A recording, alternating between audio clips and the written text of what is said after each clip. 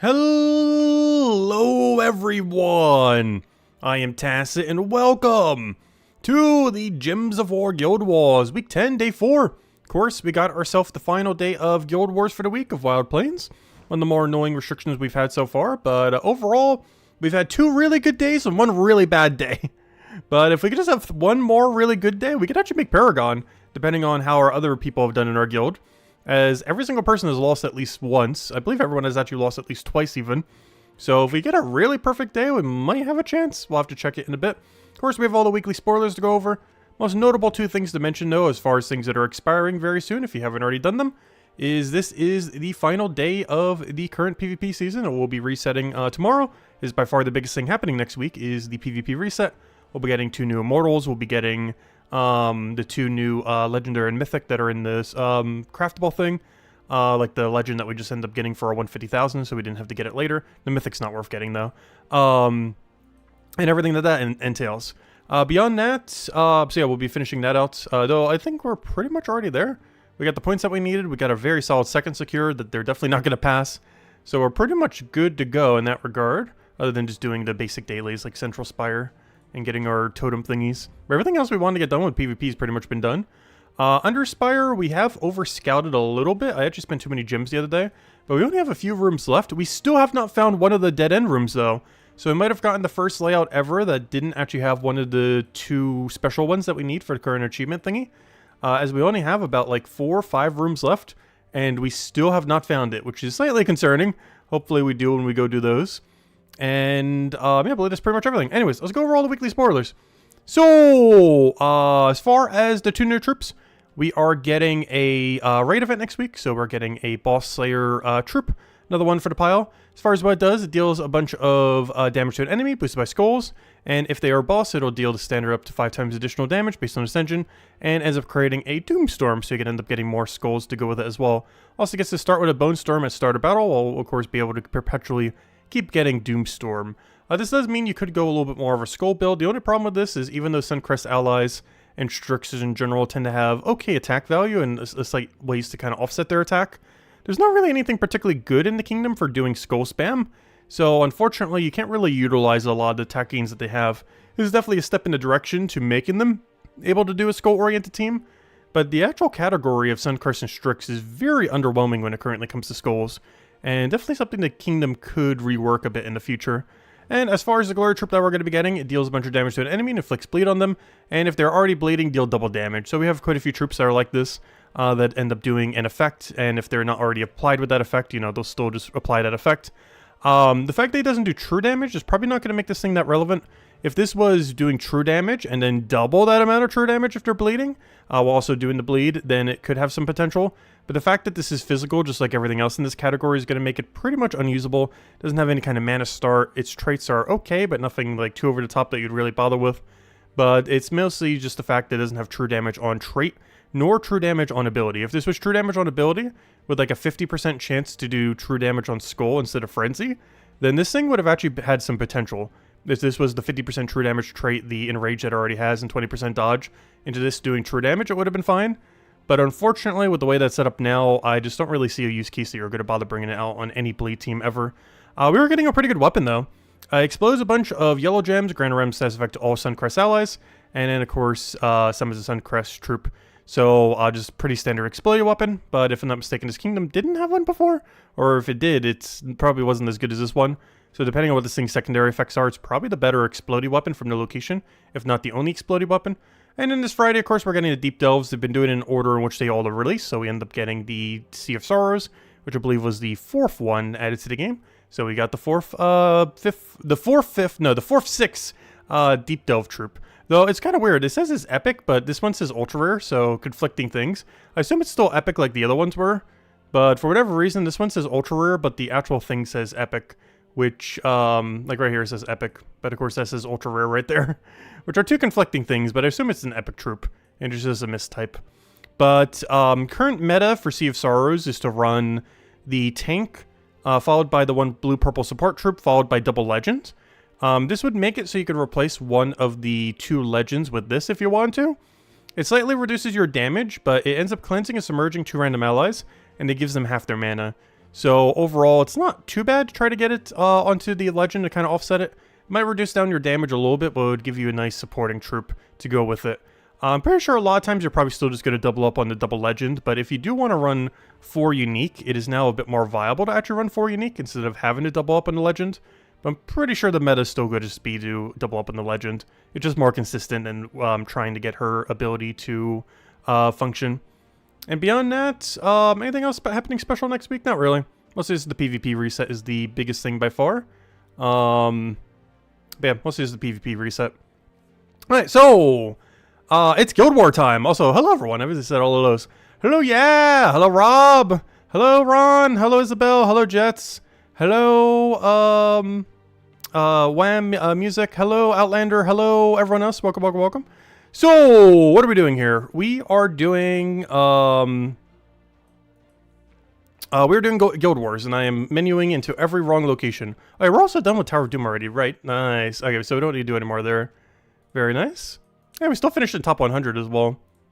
Let's see. Guild Wars. Let's see what we have here. What path do we have to go? Okay, it looks like we have to go middle. So far, 0 people have killed middle. I think we have to. We gotta be the first. We gotta go down middle. And only 1 person in my whole guild got final? Wait, wait, wait. Does that mean we have a chance? Wait. I gotta check this. My guild's keep. Do we have a chance to Paragon here? Let's see. HP Herm got 3 losses. So if we get perfect today, we beat that. We beat that. We beat that. Where was the other person who was really high score in our guild? There's us. Yeah, we beat that. I'm pretty sure. Because they did one of them a bit lower, so... Yeah, we'll beat that. Where was the other person who was really high in our guild? Oh, we'll end up beating that. This is all assuming we get a 5-0, of course. Let's see...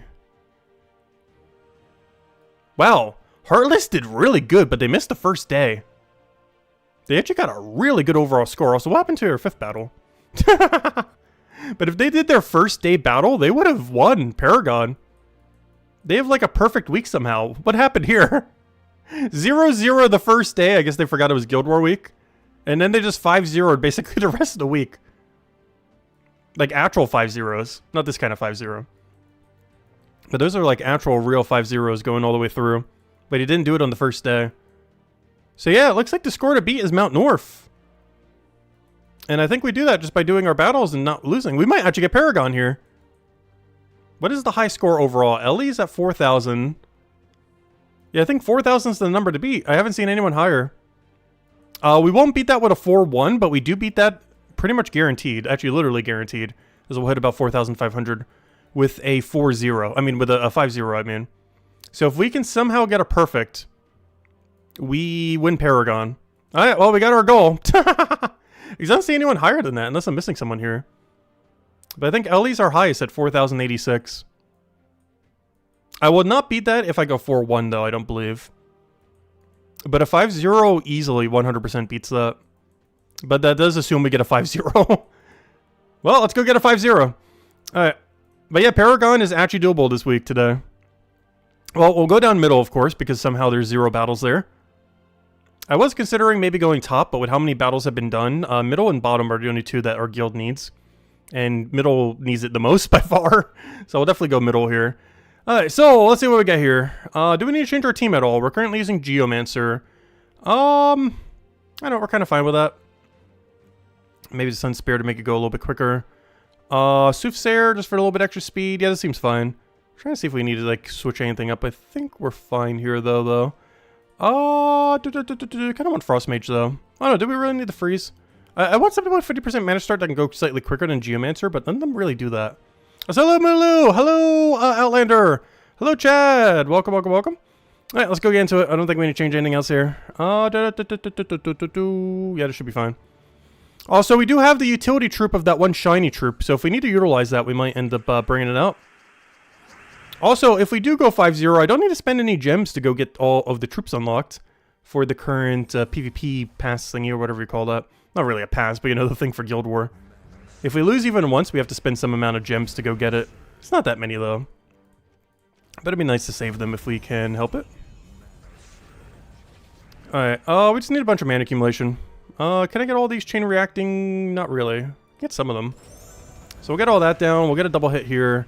Or just overkill. Let me do this and then get our double hit just so they'll both go down. And it should be match. There we go. Alright. Now, down middle we go. But do we go up or down here? Let's see. This one has double Beatrix with evil, so probably not.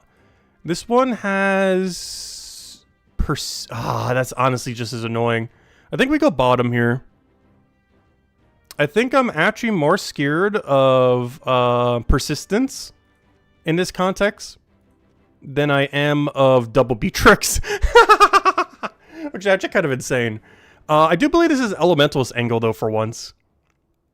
This does look like an Elementalist angle. The main reason we want an Elementalist here is I need a stun double Beatrix. And because she's not red, I can't do it with weapon.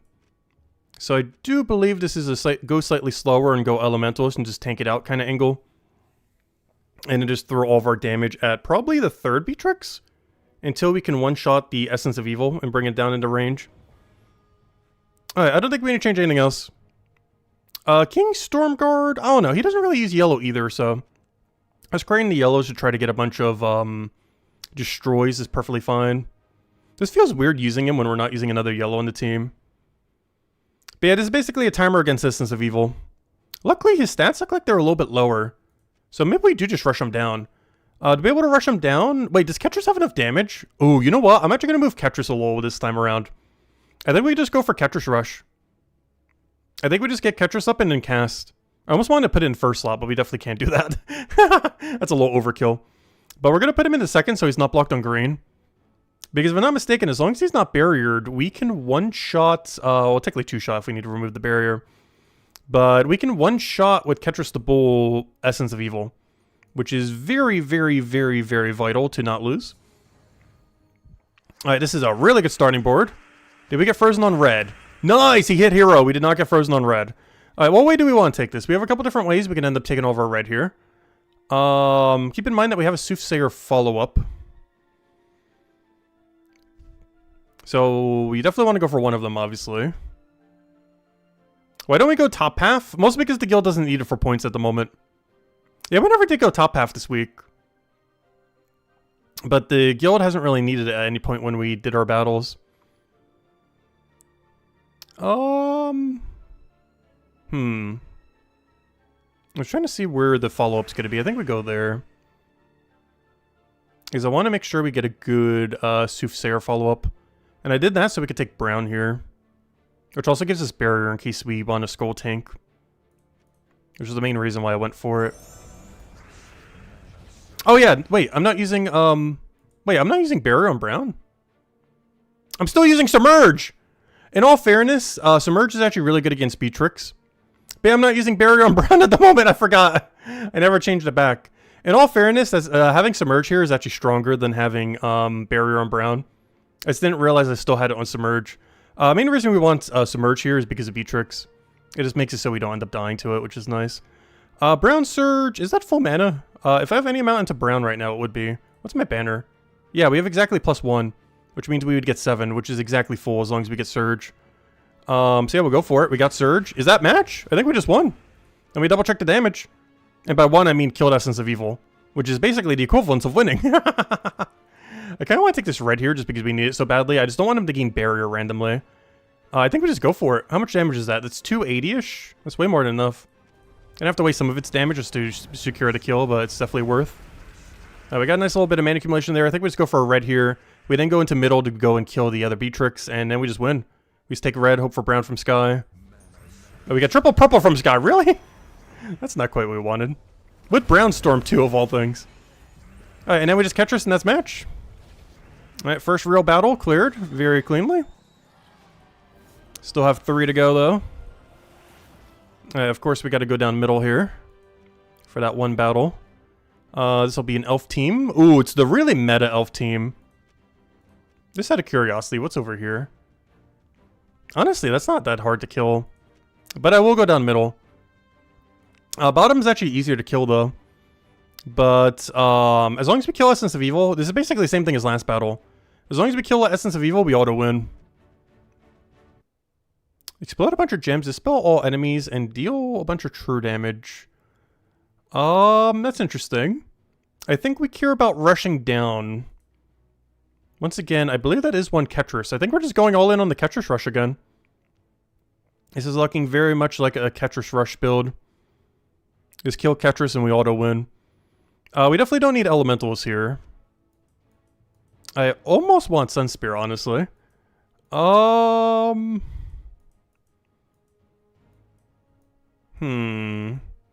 definitely want 50% mana start. This might just be a Geomancer angle. We get Barrier on Brown, extra Brown, which we actually do need to get Ketris up a bit quicker. A little bit extra magic, some spell reduction. The random stats effect can go crazy sometimes. I think we're just going to do that. Geomancer it up. And we're just going to do Rush Down Essence of Evil. He's using double green. Not much we could really do about that. He has no Empower, though. He's using, for whatever reason, Immortal Lucifer. This kind of makes me want to go Mech. That way we could take an extra turn to dispel all the barrier. You know what? We're going to go Mech. I want Dispel. Oh, but then he's going to have... he's just going to stun it. Okay, I see why he's running this. But we can also utilize it ourselves. So we'll see how that goes. The only problem is the Essence of Evil overwrites it all. But we'll go Geomancer. That barrier could end up getting annoying. But he's not likely to take it that much. The only thing that could be concerning is him getting value with it with King Stormguard, which kind of makes me want to switch it out. But it is really interesting running this barrier thingy. As it does slightly complicate the strategy here. At least the strategy of one-shotting it. But the fact that he put his hero in first slot does make it a lot easier to one-shot because we could very easily remove the barrier. Right off the bat, this is definitely seeming like a red angle. Like, just take red and we're good to go. Not seeing anything else that we really need to bother with here. We were frozen on last slot, which is not ideal. Oh, we gained Bless for Ketris. That's actually really huge. Because if he does Essence of Evil it, by some chance, we'll be protected. Unfortunately, we have double extra turn here, but we're frozen on literally both colors. Which is awful. I think we just go for Soothsayer here and just go for a bunch of extra mana accumulation. No point in really taking those extra turns there. So we'll just go for that, get a bunch of mana accumulation off of that. Hopefully he doesn't get anything from there. He does get Barrier onto his first slot. I was not able to remove it from any amount of Destroy either. I think we just go for this, get rid of every single barrier there. You don't barrier, right? Explode 5 gems, dispel all enemies, and deal... Oh, he does have Dispel, though. That's interesting. I think I do waste my damage here. Or... No, I think I waste my damage here. There's a couple different ways to play this. I do believe I waste my damage and hope I get extra turn here. We did not get extra turn, but he did not gain barrier, so it doesn't matter. Is our adjacent damage enough damage to win? I believe the answer is yes, but let me just double check. We're also not frozen on anything, so let me take that red. And then think of what we're doing here. I can Skull Kill him, which is kind of interesting. But I think we still go for Ketris here. Our Ketris is doing 296 damage. That will do way more than enough to kill this. You don't have any spell reduction, so you will end up dying. This thing does not have Stealthy, so that will also end up dying. Wait, we actually get triple kill. Wait, what? Give me that. Alright, we won. Wait. I was like, keep checking down the line. It's like, oh yeah, that dies. Oh yeah, that dies. That dies too. There's enough damage for everything. Oh, oops. I moved away the blue mana I needed. I was taking that because I needed the one blue, but then I didn't get the one blue. Whoops. I kind of needed that.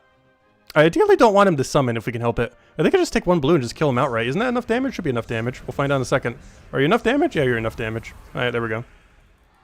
Alright, another one down. Now, this next battle killed us twice yesterday. It's time to get revenge. We lost to this exact battle twice. Alright, what is the game plan? We double lost to this yesterday. He's using a last slot. Okay, you know what we gotta do? I think we have to bring him out.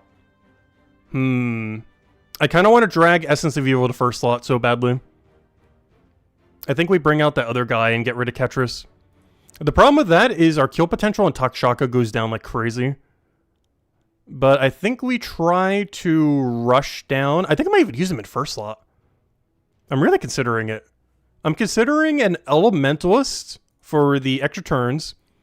I'm considering an Elementalist, but use the new Chief in first slot to drag Essence of Evil down.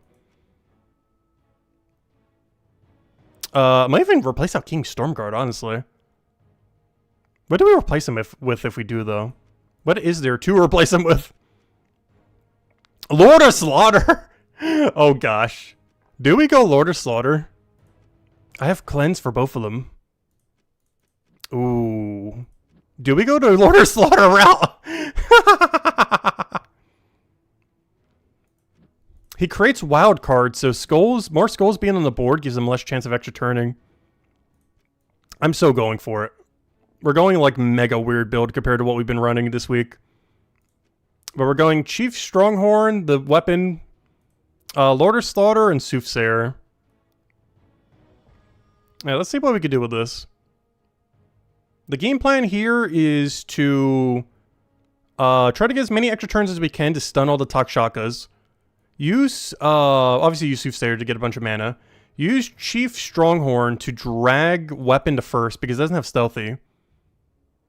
And then just kill it with Lord of Slaughter and everything else we have.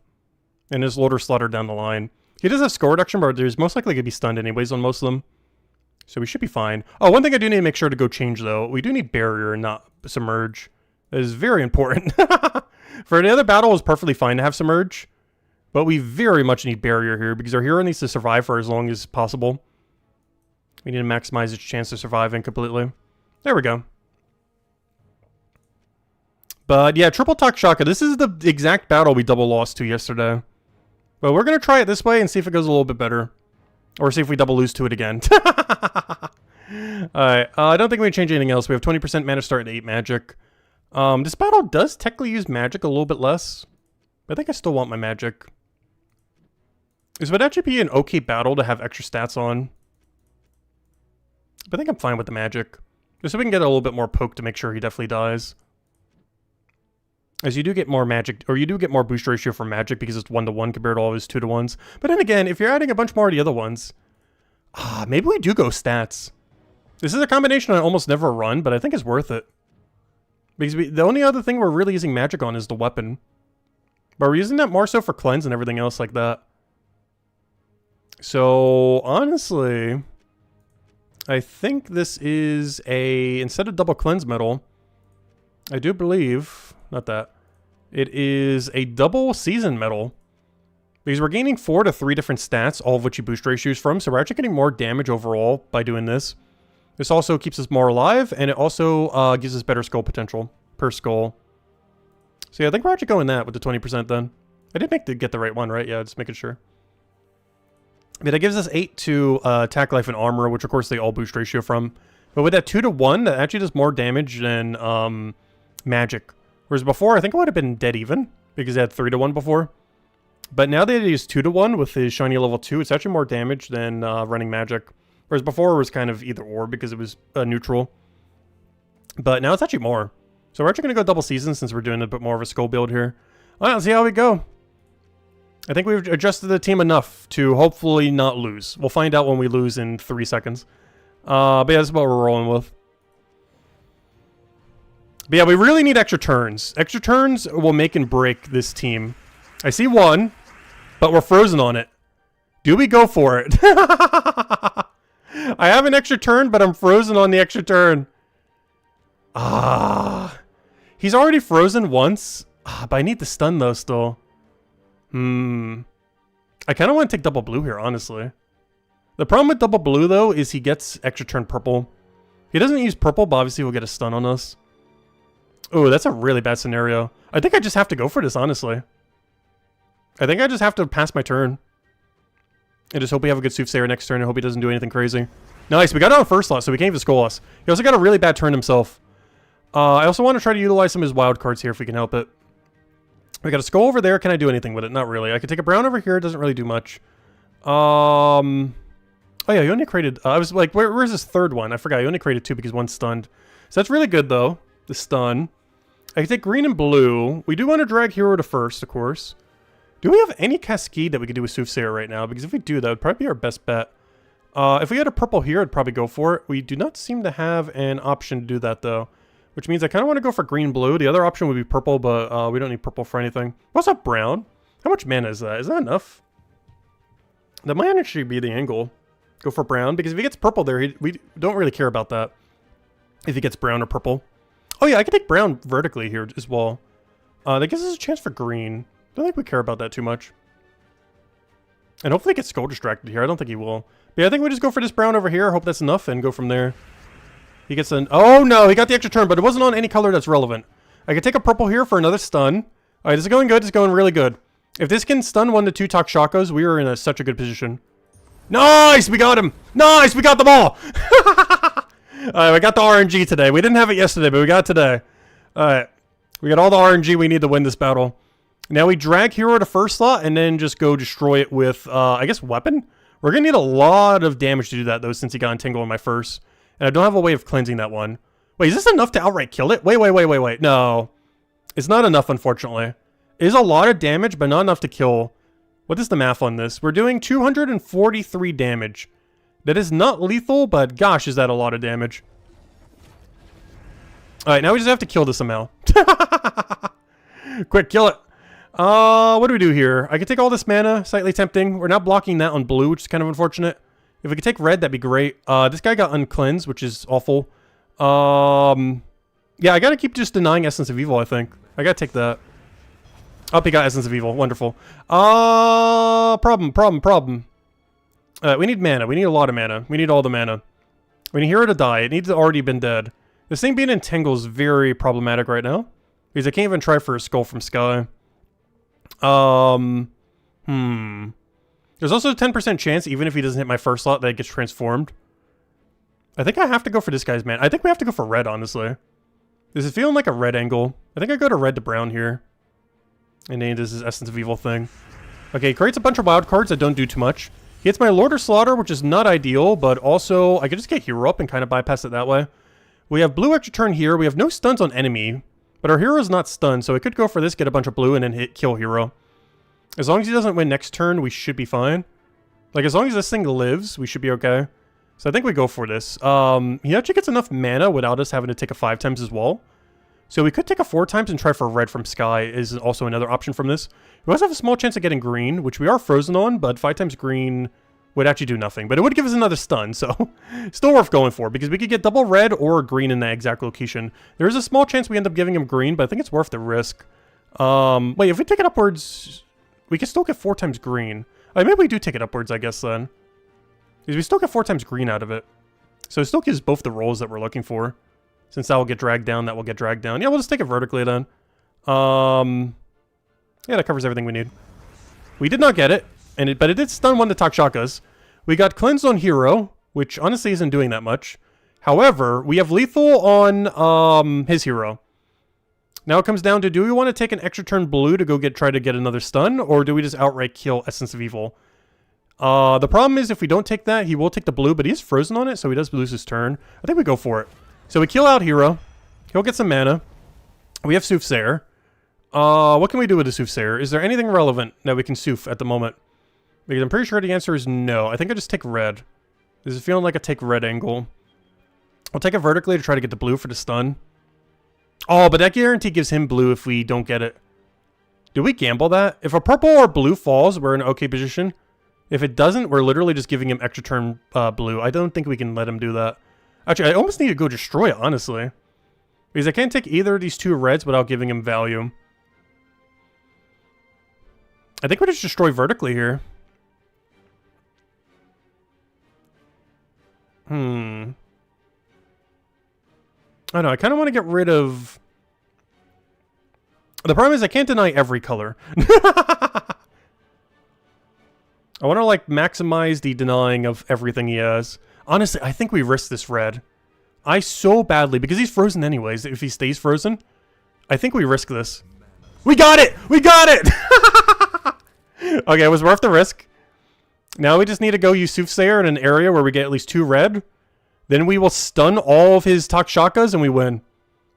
Especially if this thing doesn't die. If this thing could cleanse anytime this year. Oh no! Casting this weapon will cleanse him. So yeah, if this thing doesn't die next turn, we will literally win next turn. Unless he does something absolutely crazy next turn, like kill our whole thing with infinite Takshaka even though he's frozen. But yeah, I think we won. We'll do this. Just double checking that nothing bad will happen. We now cast this weapon, and we won. Alright, we won. Because this will re-stun them, but it will also cleanse our other guy. And now, if this could die, that'd be great, so we could have more damage.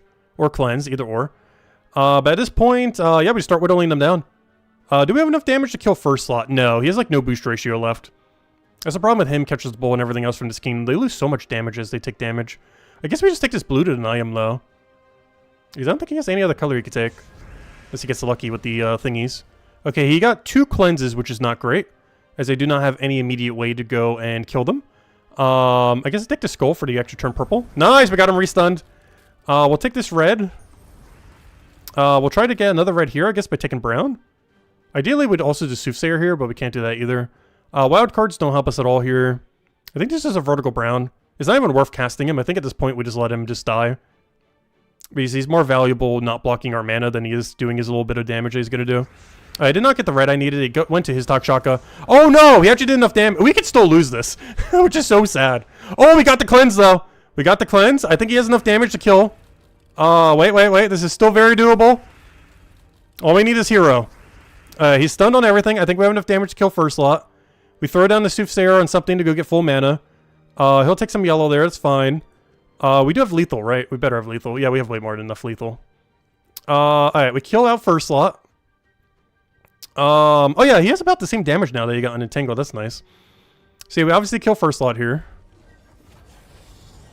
Alright, what do we need? What do we need? We take red. I think I just Soothsayer red then. Double check that if there's anything fancy we could do. I think we just try for the yellows, I guess. I don't really need yellows. I'm just trying to see if there's like anything weird we could do with the Soothsayer. But I think we just go and get our guarantee 2 reds. Nothing fancy. We got green extra turn, obviously re-stun. We can get the re-stun and cleanse off of this. Kill first slot, obviously. Actually, is that enough damage? One bad thing about the thing that we did earlier is we are losing a bit of damage here. No way! Okay, this has to explode at least one skull or we don't kill. No way! Okay, good. The adjacent damage. He almost just survived with 1 HP. Because I didn't go magic and I went attack and everything instead. But, yeah, this should be match. No, it's not over yet. Takshaka can still win. It has come back from worse before. This is definitely not over yet. But it is very close to over. Oh, he just got cleansed. It's not over. It's not over. Let's see. We'll take red. Alright, now it's over. Unless he infinites right now. Alright, we won. Alright, final battle. Alright, that was a crazy fight. Hey, we're also the first person in our guild to get a win there this week. Or not this week, but today, I mean. Alright, if we win this battle, we get Paragon. Let's see, where are we right now for score? That was a nail bite. I know, that was so close. Takshaka's one of those weird troops where you could just always die to it. Actually, one funny cheesy thing we could do right now is if we take an earlier battle, we can actually... If we take a weaker battle, we can get guaranteed Paragon. But we gotta go for the stronger one. Actually, let's see what the stronger fight is. It's gonna be something really annoying though, isn't it? But if I took a weaker fight, like literally any other fight, we would actually guarantee get Paragon right now. Which is very tempting. Let's see what our final fight is. Essence of Evil as Archer. Flower Dragon.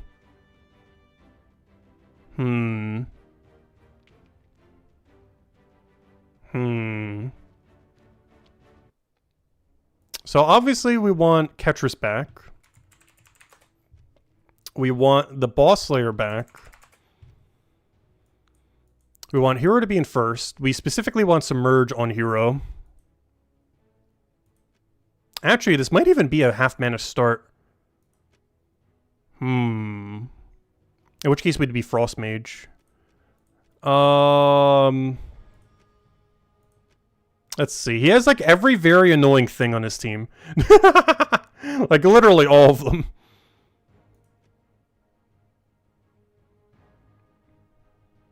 Ketris can rush first slot. He's running Archer. Which I did as for mine as well. It's actually pretty decent for this. It gives him Green Storm. Which means he has a really high chance of getting really early Essence of Evil. We basically have to win turn 1. I don't know, we'll give it a shot and just die to it, I guess. But yeah, the easiest way to get Paragon right now, we could literally have a 100% chance of getting it. But I kind of want to get it legitimately, though. But if we just take literally the Gate Battle, we would 100% get Paragon right now. But I want to do it the actual way, though. But yeah, we can literally just do the Gate Battle and we'll get Paragon. Let's see. Is there anything else we need to go switch here? Frost Mage. I'm pretty sure this is what we took out this team with last time. The problem comes down to Archer into Essence of Evil RNG. Which honestly makes me want to use Soothsayer in first slot. So if we need to cast it, we can. But I kind of want something there to just, like, not blocking anything. That way if we need to go and have him die, we can. I want to put a hero to somewhere really, really, really safe. Same as Ketris. Which is a really weird order compared to what we normally have. Oh no, but I don't want to have the other thing behind. No, I still need it in front, yeah. I think this is the order we want. So this guy kills boss. It still has okay boost ratio afterwards as well. So this will be used to kill this. Just double checking that it has enough damage. It should. I don't see any reason why it wouldn't. Oh yeah, it has way more than enough damage.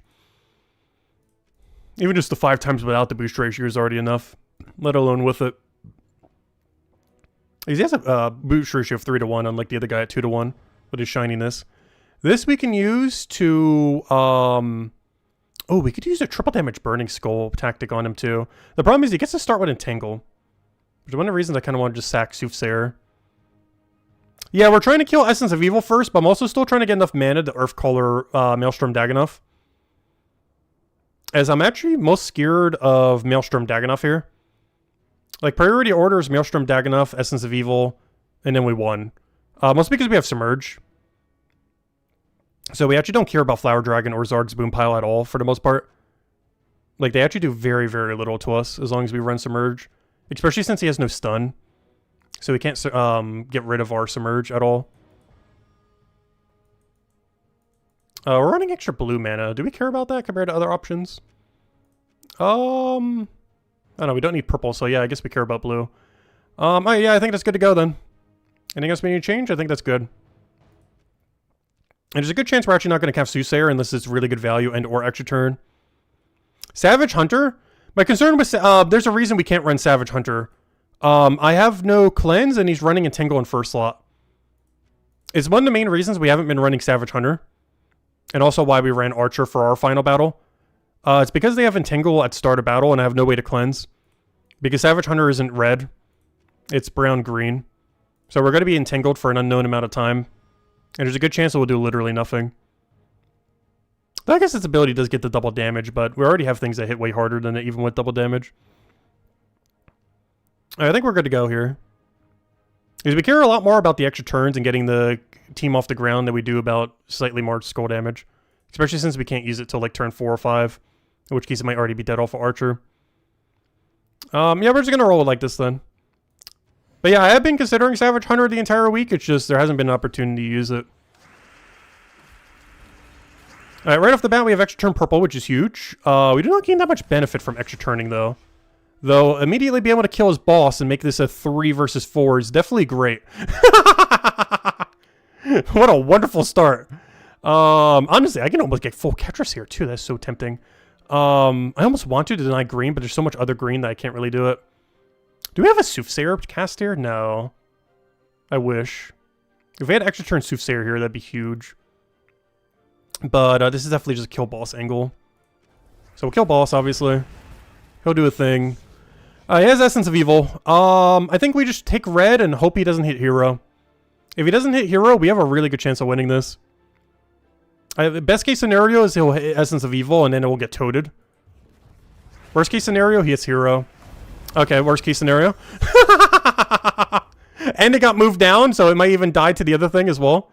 Wonderful, wonderful. But this was the concern with running something like the other thing here. Or we'd be entangled automatically off his entangle thingy. So I wouldn't be able to actually do anything here with skull damage. So we'll take that. We're not frozen on green, right? I can actually take this. And then see if we have a Soothsayer or not. His Flower Dragon right now, the biggest issue with that is I didn't get any Submerges up. So we are going to have to deal with the full damage of Flower Dragon, which is very, very, very bad. Is there anything else we can do to try to take mana here? I think we take this blue and try for red from Sky. We can also cast Soothsayer, but he's blocking so much, so I don't think we actually gain that much value from it. His Flower Dragon's going to go really crazy here, which almost makes me want to deny green. But he has Green Storm, which is kind of already doing that. Or, you know, he's already going to get, like, infinite green. Yeah, I think we just have to try for the double or triple red. Oh, we got a red there. Alright, there goes a lot of our stats. He has Essence of Evil again. Hero got transformed into a legendary. Interesting. No traits, though, unfortunately. If we can get extra turn Soothsayer here somehow, that'd be amazing. I need just a little bit of mana into Ketris the Bull. But I'm probably just going to have to manually take it and hope he doesn't go for it.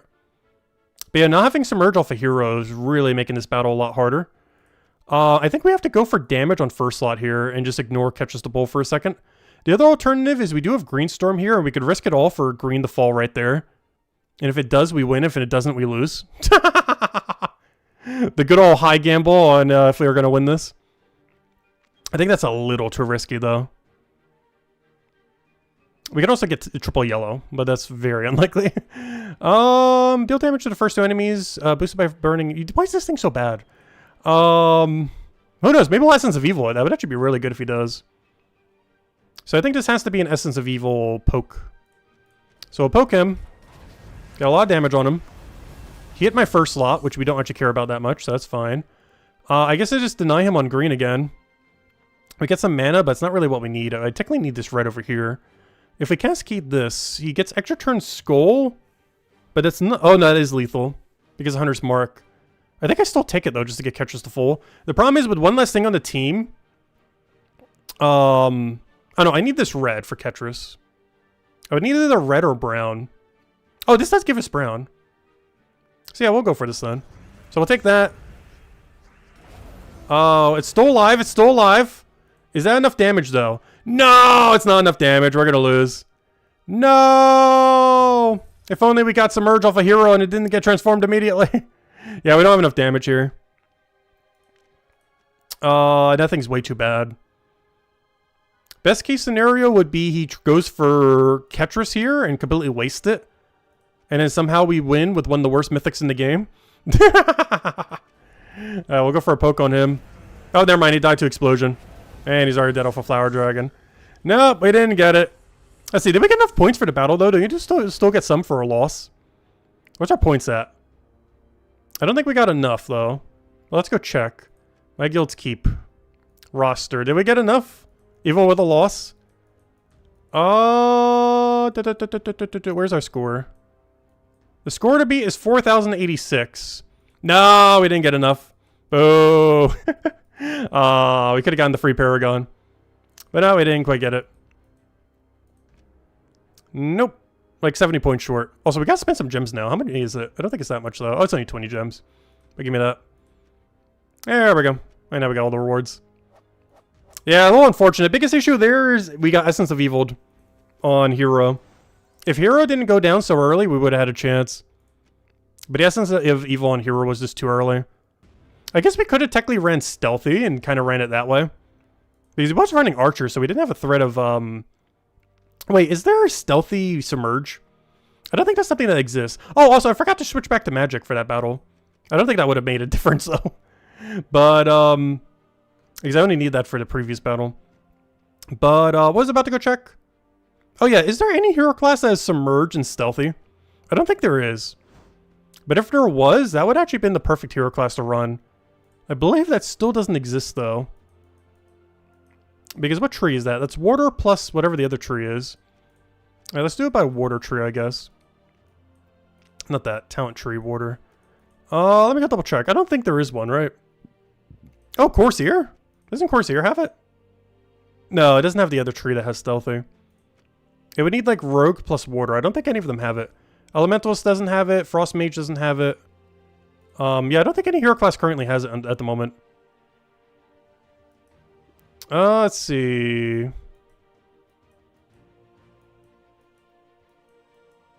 We need 18 wins for the thing. How do we end up getting it? Oh, you can end up buying it if you buy the pass. You can buy literally infinite tiers. Yeah, I don't think there's any class that has stealthy into submerge. It's something to definitely need to consider adding. It'd be such a decent combination for situations like that. Yeah, there's currently no hero class that has both stealthy and submerge. Because that would give you a lot of protection against stuff. Yeah, we could have technically gone down the Orpheus Metal route. The main reason I normally don't run Orpheus Metal is because, well, actually, no, Orpheus wouldn't have helped us at all there. Because Orpheus doesn't work when you're stunned. So Orpheus is pointless against Essence of Evil and Elementalists. It's one of the main reasons you don't see us running it that often. Unless we're doing, like, dailies or something.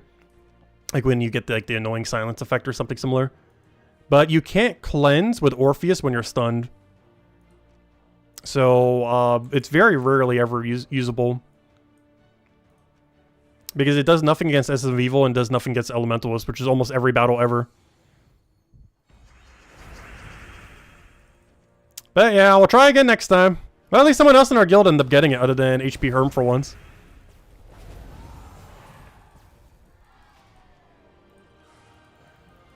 Unfortunate. We still did second best though.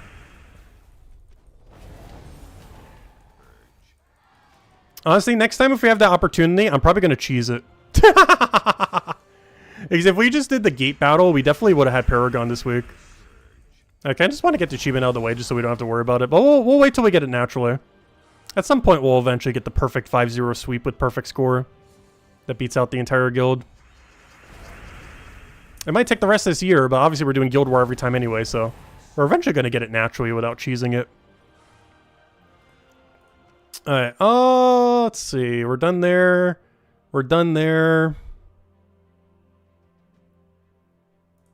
Yeah, there's a lot of people not defending. I'm not sure why people keep forgetting to set it. Some people even forgot to do their battles on the first day. Even people who's been active in the guild for a while. Let's see. Okay, let's go to dungeon real quick. It is Diamond Day. Grab that. Top 3? Top 3? Top 3? Oh, boo. Almost. So close.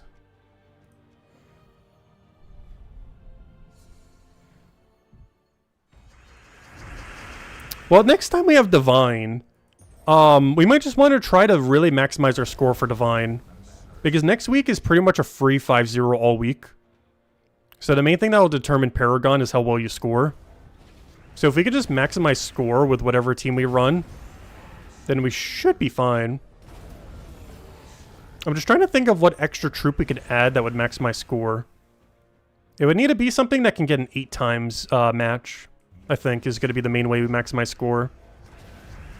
Because our team is likely to be Hero, Double Takshaka, and something to maximize score.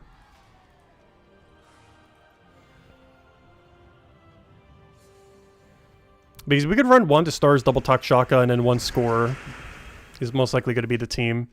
Because even though you can't run 1 to stars defensively, you can run it offensively. It really just comes down to what are we going to use to maximize score next week. Or next Guild War, I mean. Because 5-0 is pretty much guaranteed the whole week. Though if we do lose once, it's game over. Because there's going to be at least a few people in the guild that will definitely get 5-0 straight down the line. So it's going to be entirely about maximizing score. Because unlike this week, next week is probably, or next Guild War is probably the easiest restriction we've ever had. Oh yeah, don't forget, today's the final day to go get Takshaka if you want to get it for next Guild War.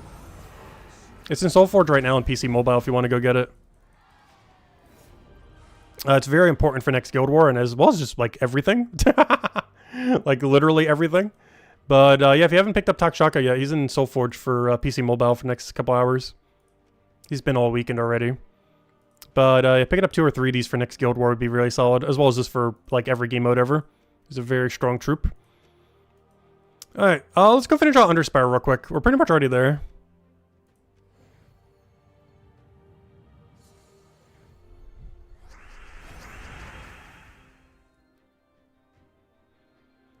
Let's see. We'll take the yellow over. Spend our icons in PvP. We already got all the icons. I don't think we have any left. We will do in PvP last just to finish it out. But aside from dailies, I don't think there's anything more we need to go do for PvP this week. I think we have finished everything earlier. We used all of our icons. We used all of our things. I guess the only other thing we could technically go for that I'm not going to bother is I can get 3 more rewards if I do like 2 to 3 hours of PvP. But I'm not going to do that for how little the rewards are. If we bought the pass, I would, but, you know, doing the free side, it's not worth it for those few rewards.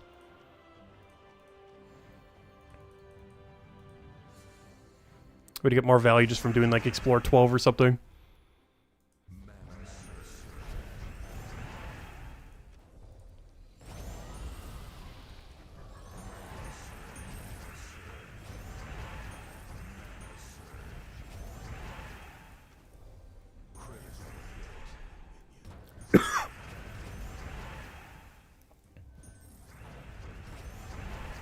That's what we're hoping for. Nice. Anything from the chest? Nothing. Alright, we only got like 2-3 battles left on the other side. Let's hope we find the cursed mine room. Otherwise, this will be the first week ever where we scout every room and it didn't give it to us. We got scammed. I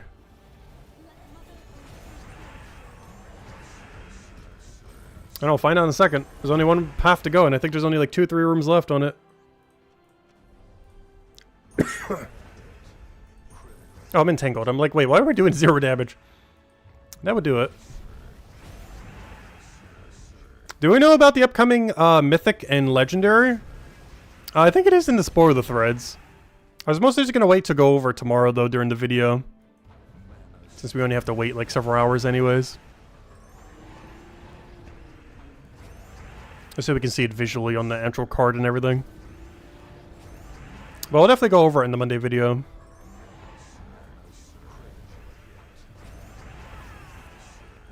He's got 4 new troops coming in. Double torch. That is not what I need. That's like the last thing we need right now.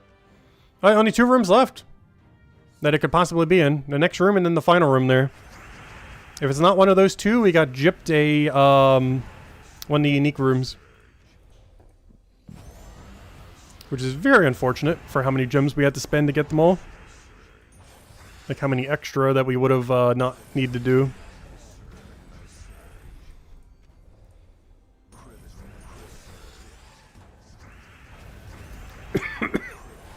Let's see what we got here. Got it! Okay, good, good, good. I wonder if it is possible to not find them then. Because that definitely seemed like it was going to be a week we didn't. But nope, it was still there. Next seasonal Immortal is the best since Ossifer. Oh no, are you telling me I gotta do PvP next season? Though then again, we did barely any more than bare minimum this week. And we already hit, or this season, and we already hit like 160,000. But you're telling me I actually have to do PvP next season? Slightly more than we normally do. Because Ossifer has never been targetable. So if they're adding something as strong as Ossifer, that's actually kind of crazy. Because Ossifer has never been targetable directly.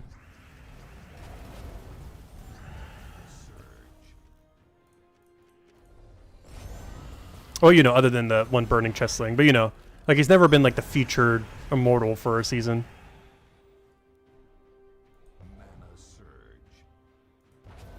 I thought that would give him enough mana. I forgot. Explode only gives half as much.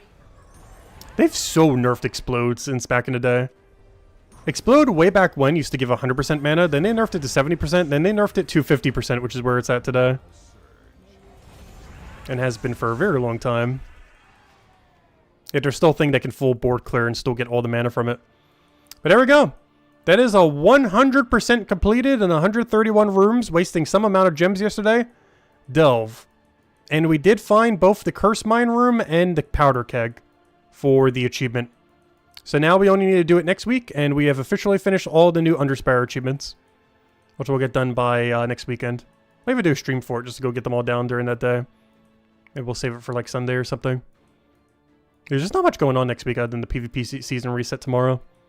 So maybe on next week's Sunday we'll go do a big Underspire stream to go and finish out Underspire with all the torches throughout the week. But yeah, there we go. Underspire completed. Is there anything else we gotta go do? Dailies, check. Campaign, other than PvP, obviously we gotta do PvP. Tower of Doom, check, already got all rewards. Tower of Doom, I literally just checked that. Guild Wars, unfortunately we could have gone for the free Paragon, but we took the harder fight and did end up losing. Underspire, literally just finished it, got all the special rooms we needed. Volkies, already used them all earlier, though we got 2 from something. Guild events, we already did all of them. Alright, PvP's the only thing left, let's go do them. All we gotta do is Central.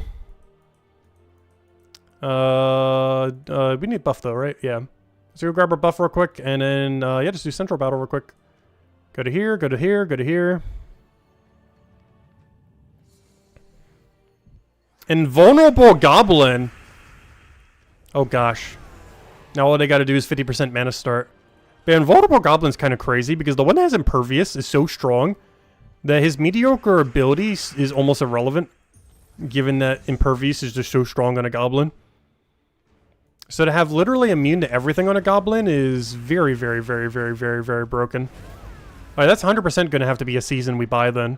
I haven't bought PvP season since literally the first time ever.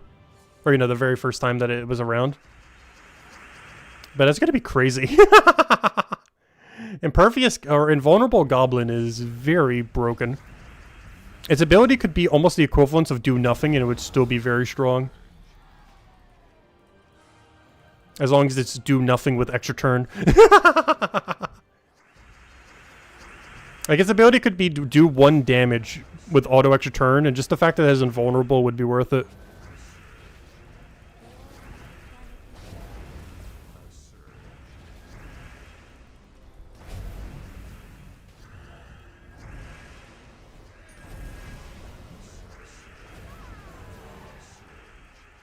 But we'll have to wait until tomorrow.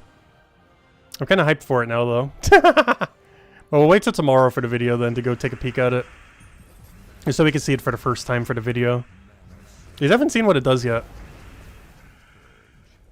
But Invulnerable Goblin is already broken beyond belief. It could have the worst immortal ability in the game, and it would still be very relevant. Alright, we got all of our stats. Now we just gotta do 5 in battle, battles in middle, and that is PvP completed. Also, I can stop using these tokens now. I was using it earlier just so we can get all of our points, but we have way more than enough already.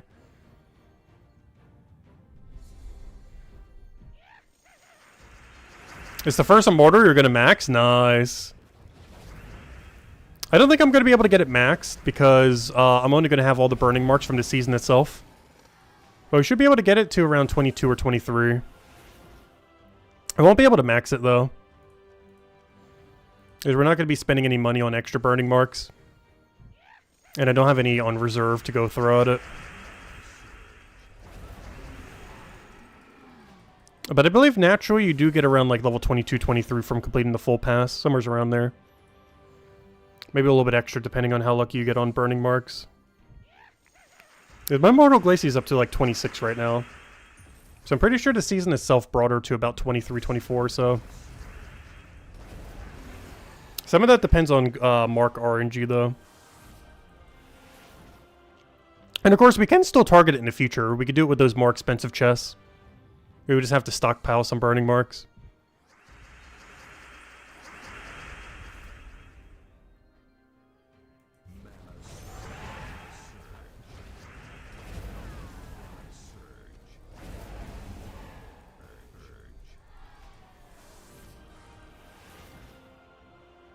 Alright, final battle.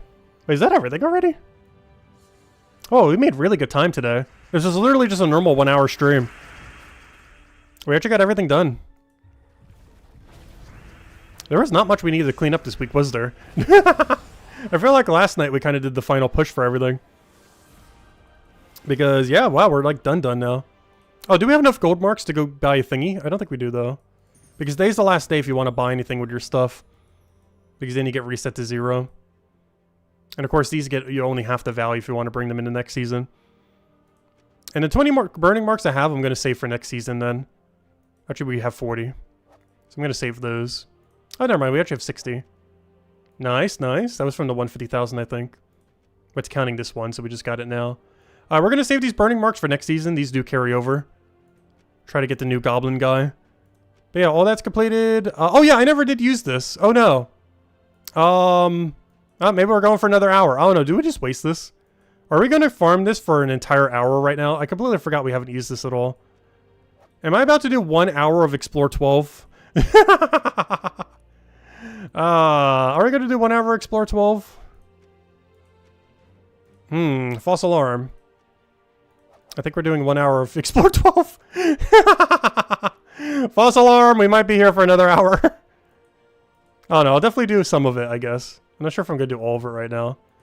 Where do I even want to do Explore these days? I don't do Explore 12 that often. Let's just do it here, I guess. Move this up to 12. Yeah, just Flower Dragon build. Yeah, we'll farm it some tonight. I was maybe going to go to bed early for the video tomorrow, but nope. I'll farm some Explore 12.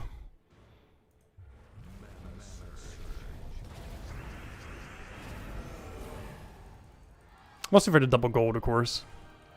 But also for all the medals that we need. I've really been slacking on the Explore 12 grind, and we're getting to the point where a lot of kingdoms need those upgrades. We're getting very close to the point where we're going to be bottlenecked by not having the medals. Because normally in the past it would have been deed books or Imperials. And we're starting to get to the point where Imperials are almost a concern. But it's still deed books that are holding us back. But we're actually so far behind on medals right now from Explore 12, or you know, just in general, that we're actually really close to medals bottlenecking us in progression. Especially since we're going to get so many more deed books next season, if we're buying the PvP pass. Because that's one of the biggest benefits from it, honestly, other than maxing out the Immortal. Because you do get a lot of deed books. Because every time you miss, you sometimes get gold marks. And gold marks just convert straight to deed books. I forget exactly how many extra it is, but I want to say it's almost like 3 to 5 deed books from buying the PvP pass. Like, it's not a small amount at all.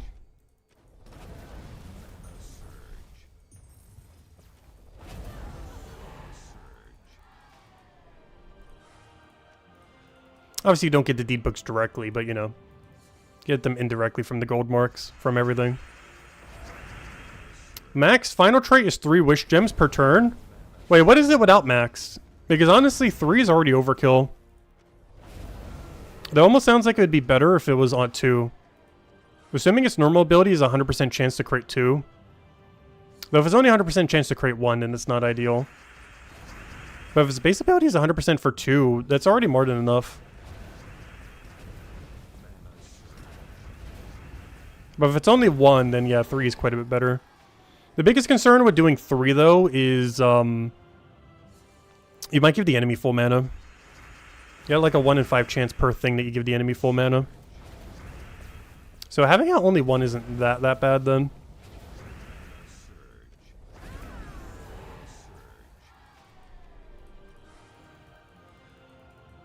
And you would end up using it with Flaming Ani just to make sure you can always explode it.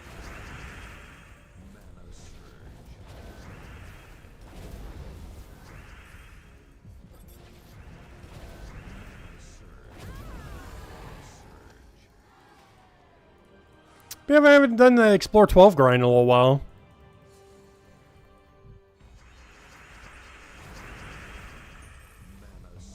Yeah, we got an hour on the clock. So yeah, I guess we'll go farm it the whole time, why not?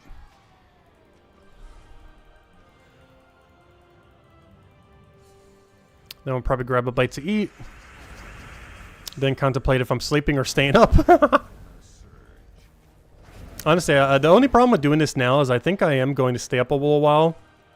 Which means I'm going to get tired, which means I'll probably make the teams tonight, but I probably won't record the video until about noon tomorrow. Or I'll be up by noon tomorrow. I'll probably record around 9 or 10 or whenever. Make the teams tonight, which is the longest part. Record the video around like 9-ish, 10-ish. And the video should be up like noonish. There's the only problem with us going a little bit later tonight. There's just no way we're getting the video out by like 5 or 6 a.m.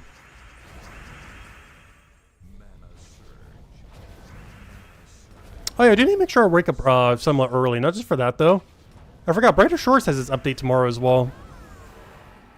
I do want to stream that around noonish or a little bit after. It's the first update of the year. This was the first update in like a month because they were kind of off for the holiday.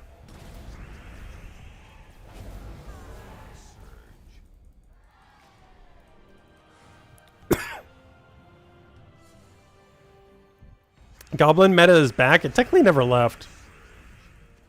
The main thing holding back Goblin meta in the current state of the game, even though it has literal infinite loop, is its damage output is just way slower than something like, you know, Flower Dragon. Or literally insta-killing something 4 times over. It's really hard to compete with Flower Dragon and Maelstrom Dagannoth.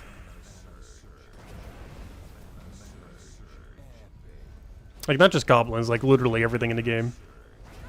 Just because they set such a high bar for what killing a team is. Like literal infinite loop insta-kill. And like infinite AoE damage. With mana accumulation with extra turn rate. There's very few things that can compete with that. Though I do find it funny that we literally have a troop that has insta-kill infinite loop, yet it is still considered bad in so many situations because it's so slow. Just because of how quick Flower Dragon is. Like, Explorer 12 is a good example of that. Like, in early game, it'd be fine if you don't own Flower Dragon, Stellaryx, or other things. But Maelstrom Dagannoth is actually considered absurdly slow for Explorer 12. Just because of how quick Flower Dragon is. Which is kind of insane, given it has infinite loop insta-kill. That's how far we've power creeped. Infinite kill insta-kill, or infinite loop insta-kill isn't even strong anymore. Not that it's not strong, but there's a lot of situations where it's not the strongest. Despite on paper that just being absurd.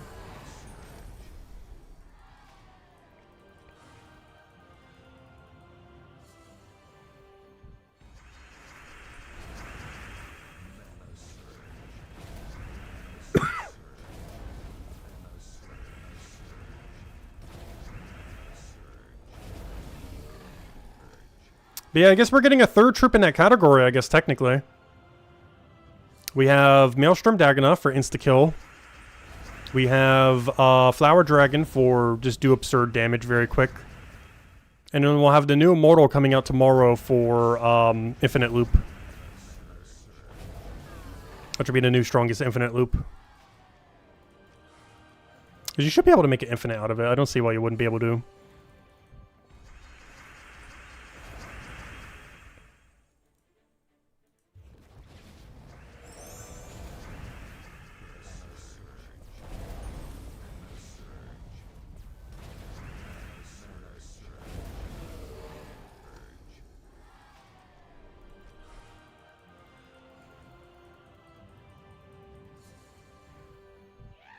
Hey, verse 3, that's the one I actually need.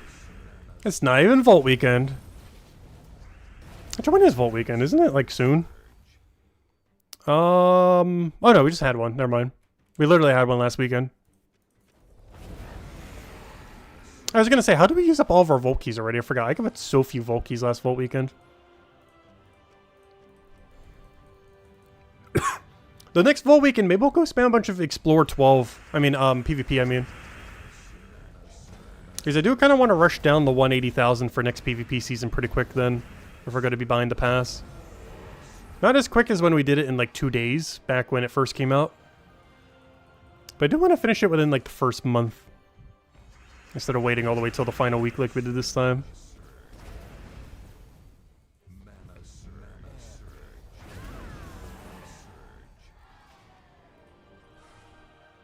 We got the merchant, and he has nothing. Also, I'm not going crazy. Didn't these used to say below them what they are? Why do I feel like there's missing text here every single time I've been seeing these lately? Or have they just not sized the icon correctly? Because that looks so different than what it used to be. I can't tell if it's the icon, if there's no text, or both. But whatever the most recent patch, looks like it broke it. I just haven't really noticed too often, just because I haven't done too much Explorer 12 or Explorer in general. Because they don't trigger while you're doing a Palooza. But the most recent patch definitely broke them in some way. Yeah, they're all missing text. That's what I thought. Like, the empty space is supposed to have text saying what they are.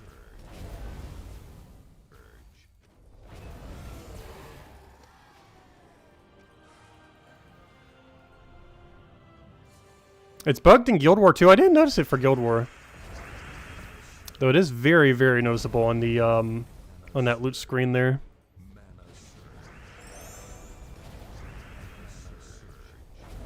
I wonder if the angel's missing it as well. Guys, I haven't gotten an angel since the most recent patch.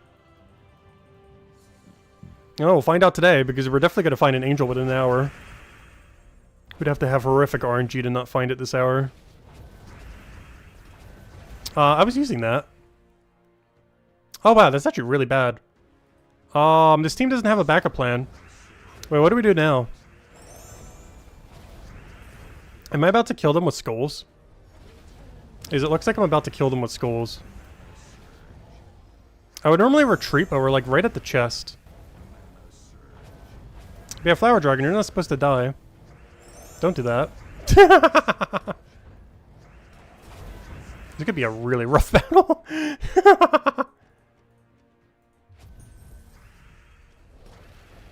Man, why do you do this to us?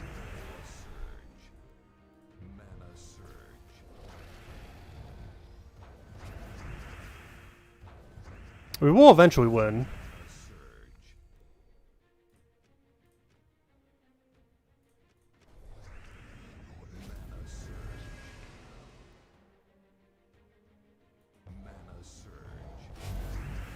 Yeah, get those def marks down.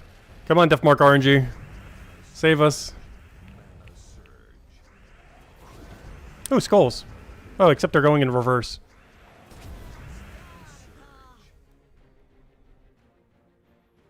Yeah, this is a summon angle. I need more meat shield. Come on, def mark. Do your thing.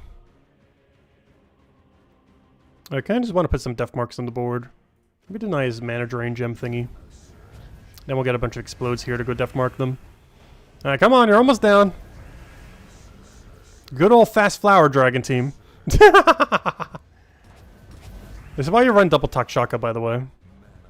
Pharaoh's just more mana, so we go for Pharaoh.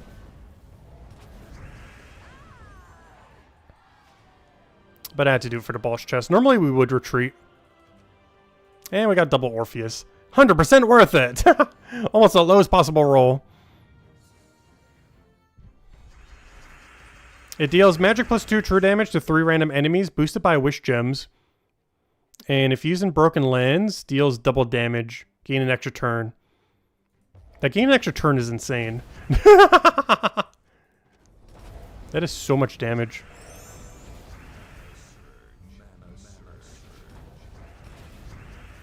And it has immune to everything. And creates wish gems every turn. It doesn't have a way to pop them, but you know, you can just put one troop on your team and do that easily. So it does require at least one other troop on your team to function.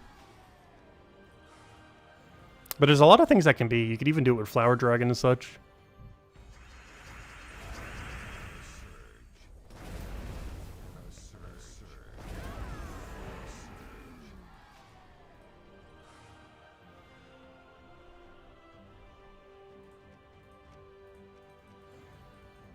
Hello, Tyrion! Welcome, welcome. Better late than never. Welcome, welcome.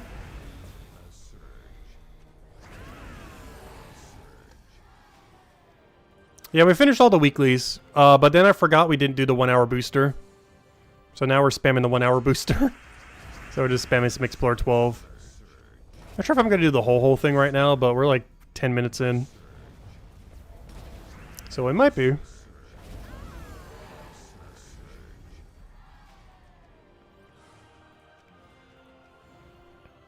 How was our Guild War? Guild War went very well.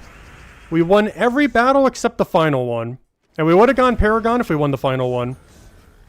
I was considering taking a weaker battle and we would have guaranteed gotten Paragon. But we ended up opting to try to go all the way. But we did end up losing on the final battle. We beat Takshaka though, the same Takshaka team that beat us twice yesterday. Like literally the exact same team. But yeah, all we had to do to get Paragon this week was on the final battle. If we would have just taken the first gate battle, we would have won. But we did go for the final. Just for the fun of it. We'll get Paragon eventually. But we could 100% secure Paragon this week. But I want to get it naturally by actually scoring really high. Not by cheesing our points like that. Yeah, there's a lot of goblins that can pop a wish gem. I'm pretty sure I would mostly use Flaming Ani. But it would depend on what we need on a given team. Some teams would benefit more from other things. Like if you're doing it with Flower Dragon, you'd benefit more from String Fiddler.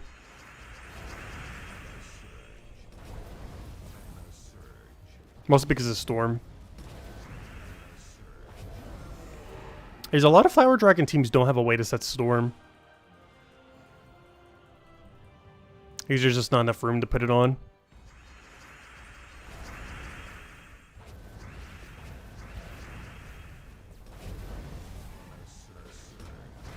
Actually, I say that. This one does have Yellow Storm. It's mostly when you're running the Elemental build, I feel like, is when you normally don't have Storm for it.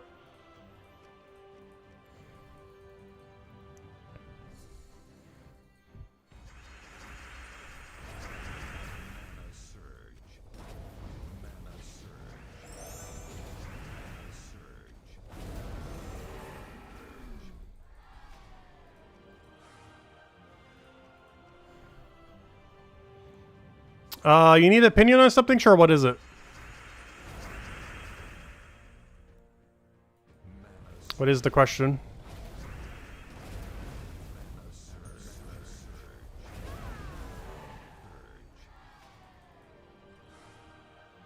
Did we complete the PvP season? Technically. I finished everything except the last like 20,000 points we needed. Because the 3 rewards wasn't worth it over just because we'd have to do PvP for like 2 hours. And if we just did what we're doing right now, Explore 12 for like 1 hour with all of our boosters, it'd be better value. Because all we'd get is like 50 copies of the thing, or 50 souls, 20 marks, and like 1 knick-knack useless thing. Like, one of those trinket thingies. It wouldn't be worth it for the 2-hour grind. So the compromise was an hour of Explore 12 with boost. Which is what we're doing now. You're considering burning 160 GM gold marks on Imperial, 22k writs on Brown Deeds, your closest next max kingdom. You're torn between Urskea, which is defense, but you're missing the GM troop. GM. I forget what GM stands for in that sense. And no new troops to till March to get it to 30. Oh no, I've upgraded kingdoms before that are nowhere near being max. I think it's fine to do them preemptively.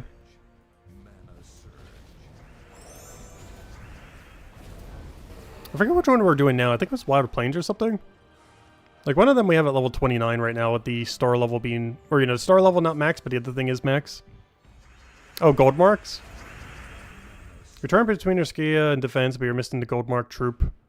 And, oh, I see what you mean, the gold mark. Okay, I see what you mean now. So I was rated with gold marks. I just didn't realize what you meant by gold mark troop. But now I realize what you mean. The one that costs 2,500 gold marks.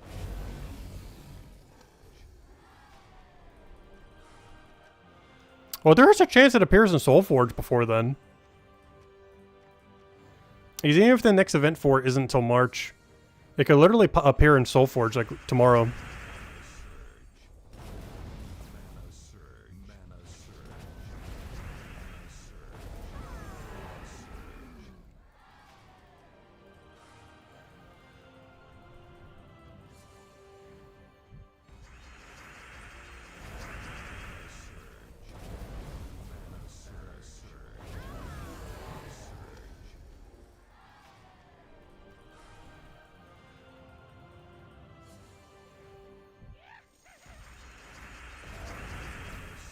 So what is the question between which one you want to do? It's between what, Urskea, and what's the other one then? Like what are all the brown kingdoms you don't have max?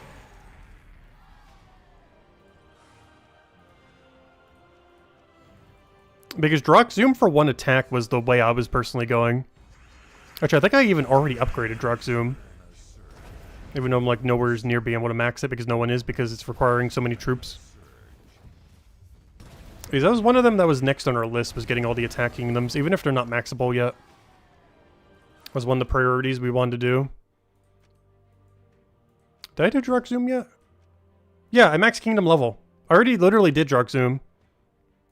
Even though it's like a mile away from being maxed. Just because +1 permanent attack is better value than not +1 permanent attack. Like, you know, compared to HP or armor. But yeah, I literally already maxed it myself as well. Even though the kingdom still has a good little while before it gets maxed. Probably by the end of this year or early next year.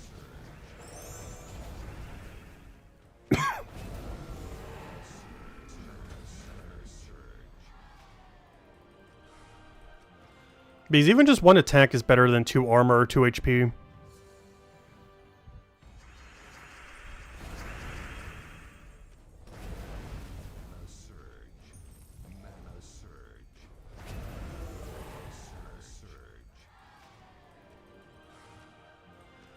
Well, maybe not better, but they're basically equivalent.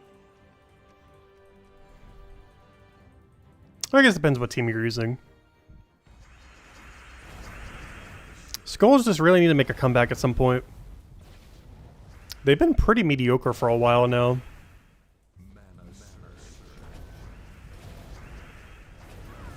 And the goblin we're getting tomorrow is not helping. Cast damage has just been so high lately.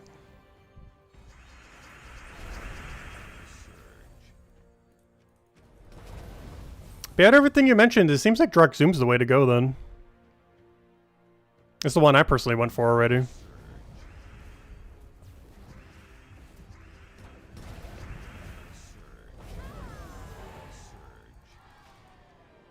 Hey, an angel. Let's see. Is the text broken here as well? It is. It doesn't even tell you how many you're getting.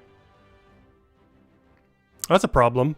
I believe Arania was better though. Well, it definitely is. It doesn't matter if that's one Arania, it still would have been better. Unless the amount of curse runes was like 1,000 plus. In which case, maybe the curse runes were better. Or not the curse runes, whatever those things are called. I can't tell because there's no text. Yeah, it's gonna be annoying on some of the other angels because I don't remember what her reward payout is for each. Because that matters for some resources. Like if it just shows 2 good resources, the total amount that you're getting of it actually starts to matter.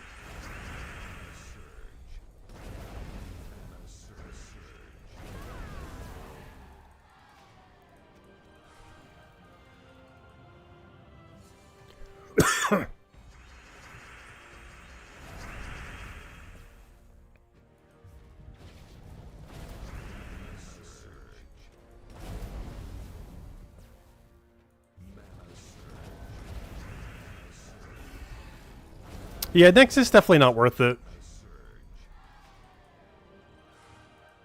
But yeah, between Urskia and Drog Zoom, I would personally go Drog Zoom.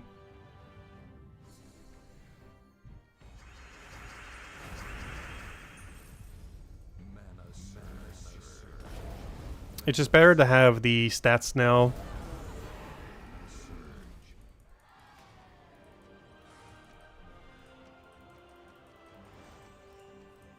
Because one nice thing about having higher attack is it actually gives skull pressure.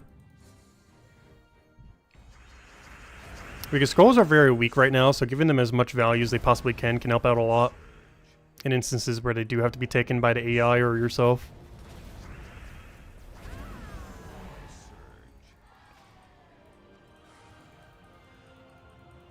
And of course, skull spam teams might be meta again eventually. There's not too many instances where they're used at the moment though.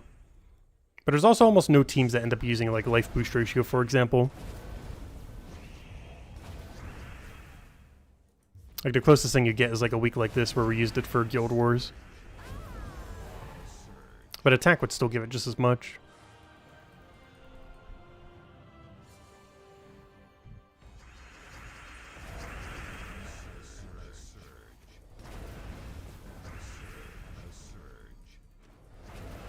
Well, no, I guess it just mostly depends if you feel like you can get the books within that time.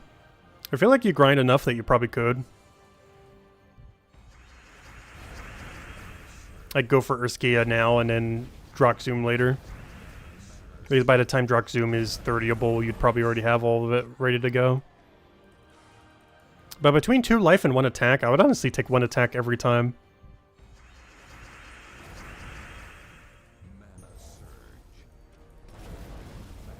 At least this late in the game when your stats are already this high. 1 attack goes way further than a little bit of durability.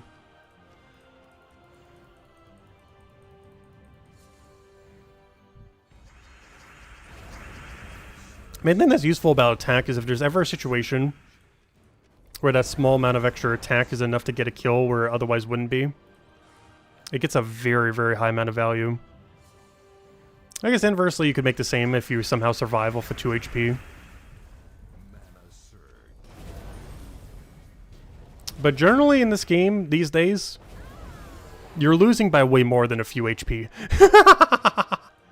Like, if you're losing by a mile and a half. Like, even 10 HP or 20 HP is generally not going to be the case of surviving. Whereas 1 attack can be the difference of actually killing something earlier or not. Whereas a small amount of HP is almost never going to keep you alive in the current state of the game. Tens of HP maybe. But a few doesn't go that far these days. When there's so many infinite loops and things you just hit for either insta-kill or just absurd damage.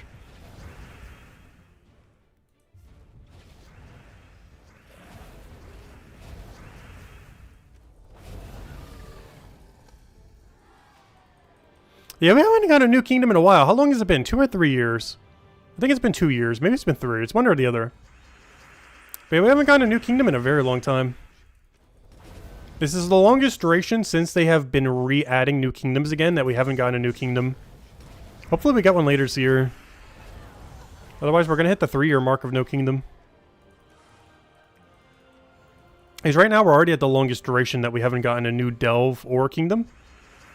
Because delves were kind of offsetting it for the longest time. But yeah, I believe this is the longest duration we've ever gone without either.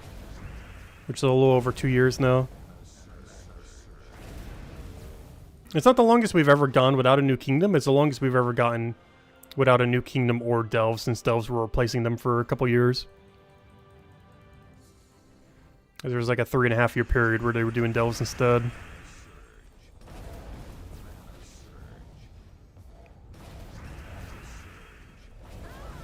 They really got to start adding new kingdoms with more troops though.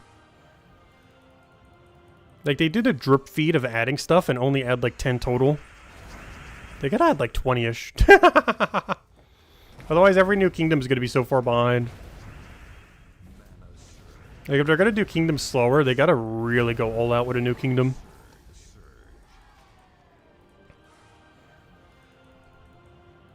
Trying to hit at least like 20 troops within the first month of it coming out.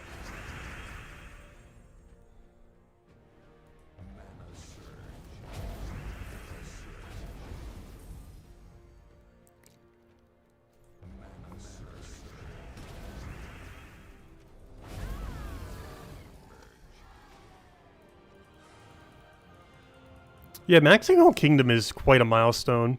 Has anyone actually bothered doing that yet? I feel like someone would have by now. Maxing out Kingdoms takes such a long time. They have been doing things that make it quite a bit quicker though in recent years. But maxing out Kingdoms free to play is like 5 years, I think, in current state of game, with how many kingdoms there are. If you buy just the season passes, including PvP, I think that lowers it all the way down to like 3 years. In current state of game. Mostly because of the Guild War PvP thing. I mean the PvP one. Not counting PvP is probably still like only 4 years. Like you only save like a year. But PvP expedites it so much. The PvP pass. Which I guess we're finally getting for the second time ever next season, tomorrow.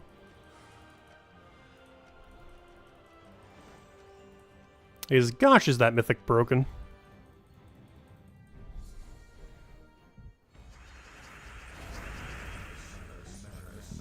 But yeah, at this point, I think I'm like a year and a half away from maxing all kingdoms. We're at about half. And since I said that it takes about 3 years, yeah, I think it's about a year and a half then. But then again, I'm not buying all the PvP passes though. So maybe I'm at a little over 2 years then. Because that'd be half of the other number I said. So we're about 2 years away from maxing all kingdoms then. Unless I start buying the PvP pass like crazy every time. I'm not going to though. It starts to get really expensive. I think it's like an extra $1.50 per week on top of everything else. If it was like the only pass in the game, I'd probably go for it, but it's very much not the only pass in the game.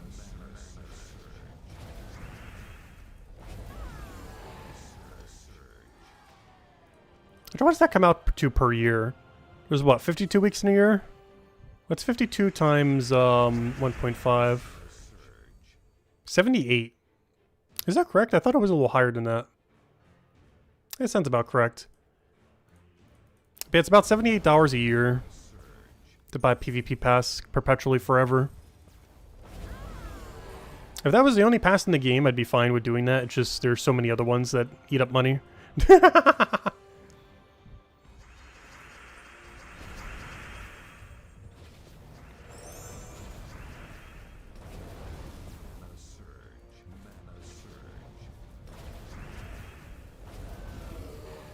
Especially now that we've been doing the guild one almost like every other month. Which is already like another $30, $40 a year. It's not a lot, but you know, it starts adding up. Because I think on average these years, we still spend like a little over 100 a year between everything.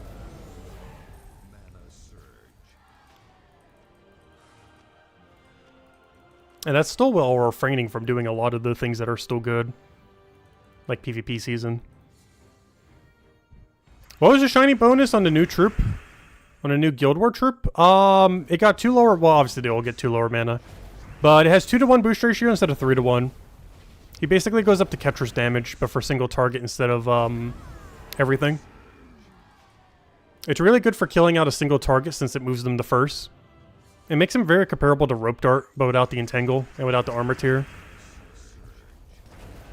But like the comparable amount of damage that it does and everything is very similar to Rope Dart. We're probably not going to be using it that much. But it was pretty useful for the Guild War, if nothing else.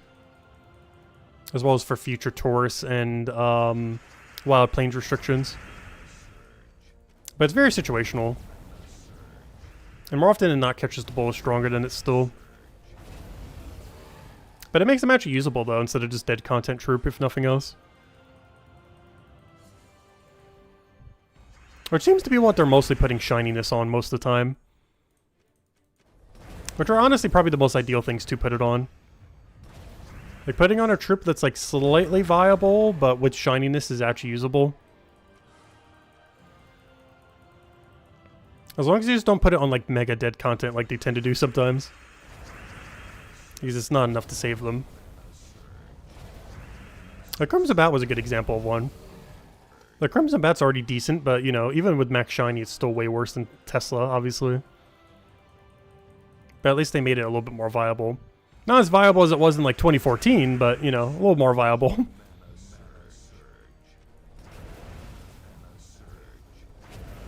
Like, you're actually going to consider using it in, like, a Golvania team. Probably not an Undead team, but definitely Golvania team.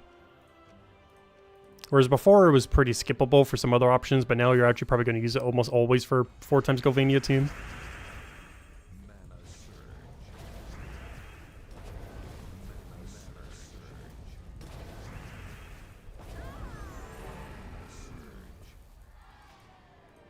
And I like that they gave him Bleed, since Bleed wasn't a mechanic back then. But it just fits the troop so well. I wish they gave it more Bleed, though. I think it only does, like, 1 set of Bleed. Wish it would have been, like, a double set or even 4 stack. Or at least a double set.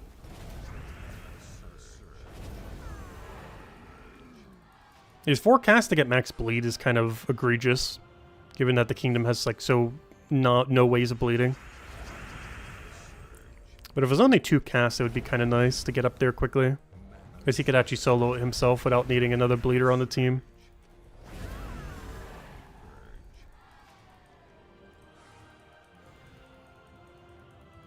Also, I might be calling it soon. My eyes are actually starting to get a little tired.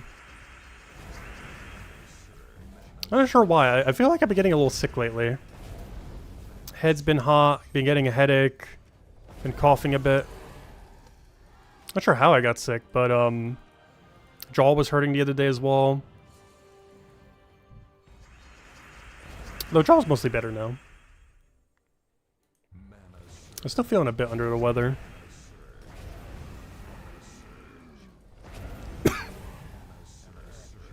Though I've definitely gone through a lot of water today.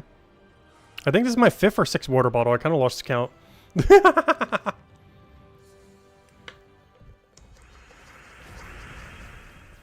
think on average these days I normally drink like 2 or 3.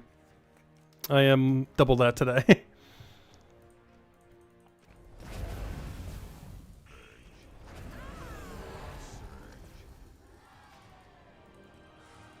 One singular shard remaining. Well, speaking of remaining, how much time do we have left? We got 24 minutes left. Oh no, are we gonna bother doing it for 24 more minutes? Oh, we'll see.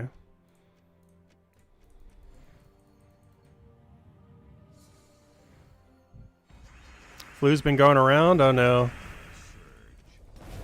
Even though I don't go out that much, the people in my house do, so sometimes they bring back stuff. Gosh, we got another angel. Alright, time to play. Guess how many resources that is. If I'm not mistaken, the amount of souls you get here is better than the amount of the other thing. Oh, it tells you if you click on it. Oh, it's only 250 though.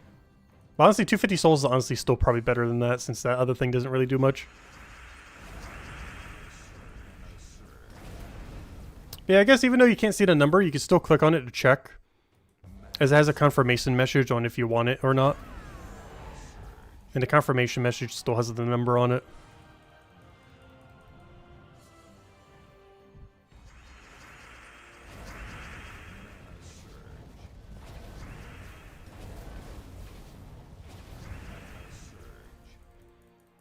Yeah, that's something I've been meaning to do a little bit more often this year as well. Going on more walks.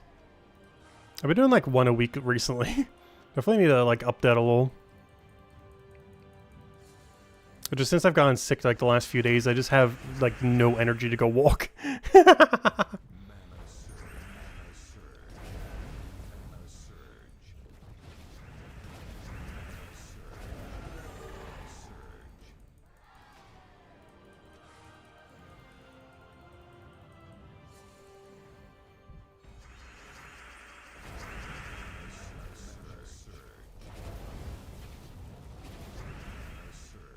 Because ever since college, I ended up going past the 200 mark on weight. I forget what that is in non-America measurement. But, yeah, during college, as I was eating so much fast food and other things, I got over 200 pounds. And I've never since gotten under 200 pounds. And one thing I kind of wanted to try to do this year is try to see if we could finally get under 200 pounds. As I literally haven't been since, like, 19. It's been like 12 years? Yeah, 12 years since I've been under 200. I've never gotten that high. I think the highest we ended up getting was like 235, 240-ish. Or like 215-ish right now. That was mostly during pandemic though.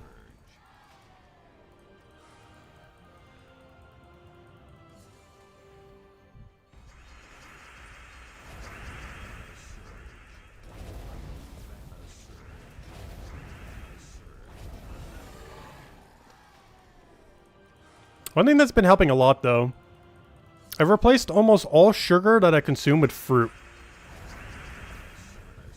Which definitely seems to be helping. I still have some other things with sugar, obviously. But I've replaced it almost entirely as possible with fruit. Between actual fruit, fruit cups, anything else I can get my hands on that's fruit related. Been in a big pineapple mood lately as well.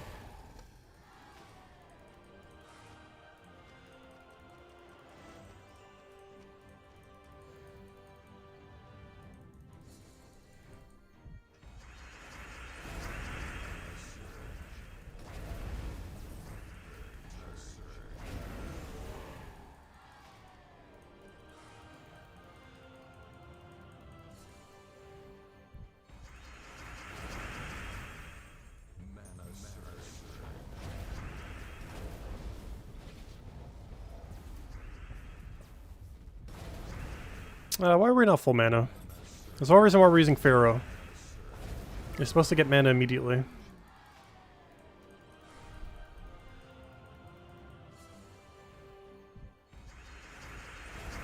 Do I not like the Mist Mother team? Which one? Like the extra turn spam Mist Mother?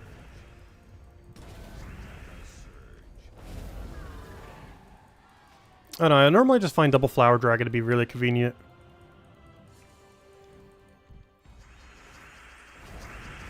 Assuming it wants to work. Sometimes it doesn't like getting the mana it needs.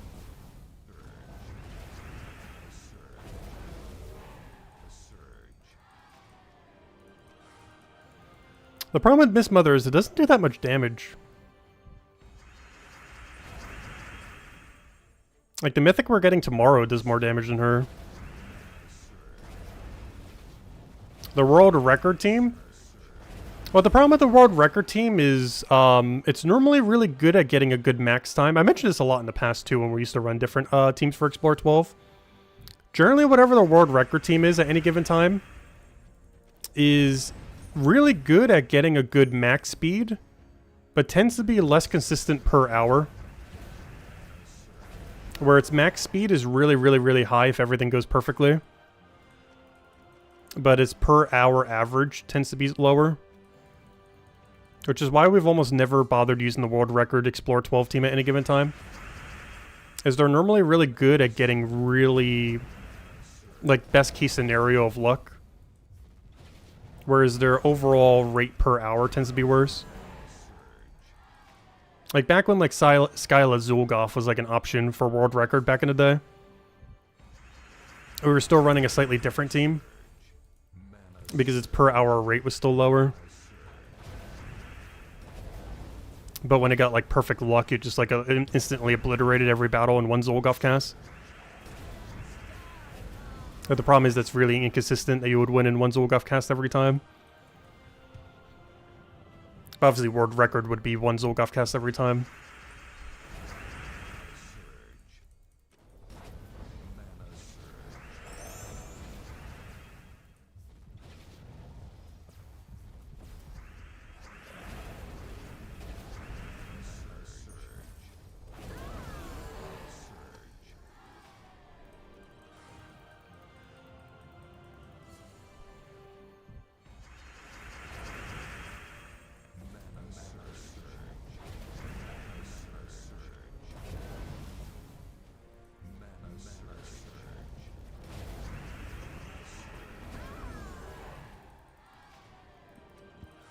It's also the same reason we run double Takshaka for PvP.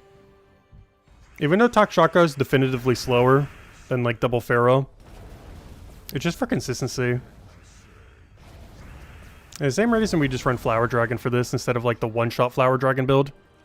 That can win in, like, double the speed of what we're doing now.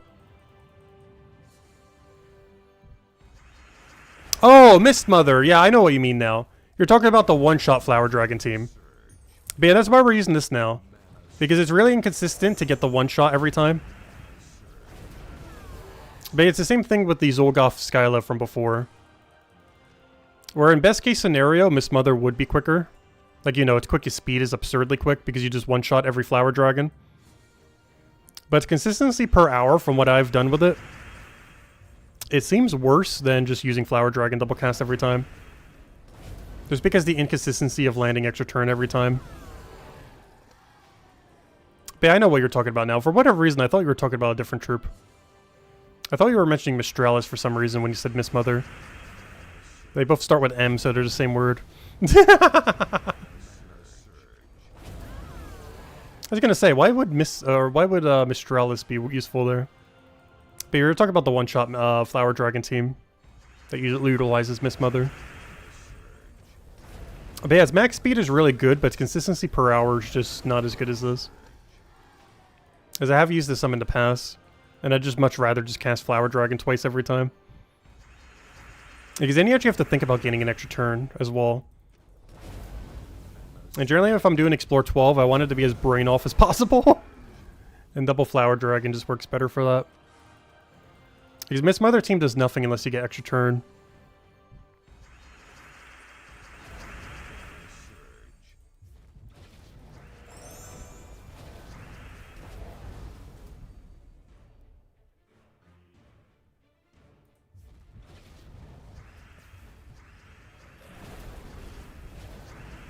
Oh no, from what I've tested in the past, the Miss Mother team was slower than this per hour.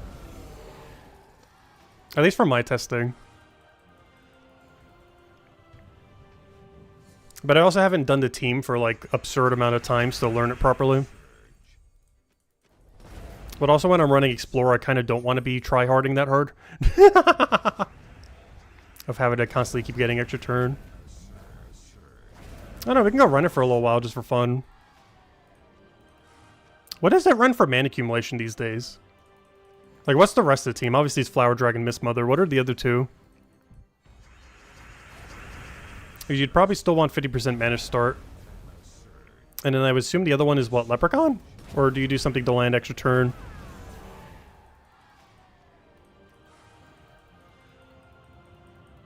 Because you would either have to be Leprechaun or an Empower Troop that gets you an extra turn. As you probably still run 50% mana start on it. That's a pretty big thing to give up.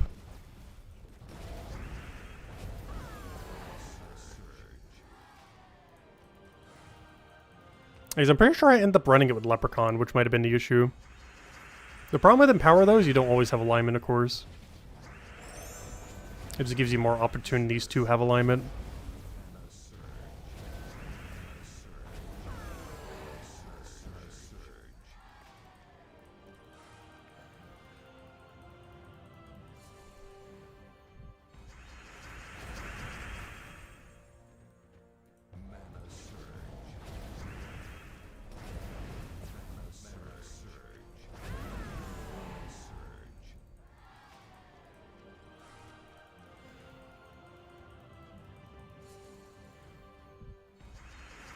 But yeah, if you ditched a 50% mana start, you'd have a lot more ways of getting the extra turn. I don't think I've ever bothered doing it with that. Like, run 2 Empowers and ditch the 50% mana start. Because that would maximize your chance of actually landing the extra turn.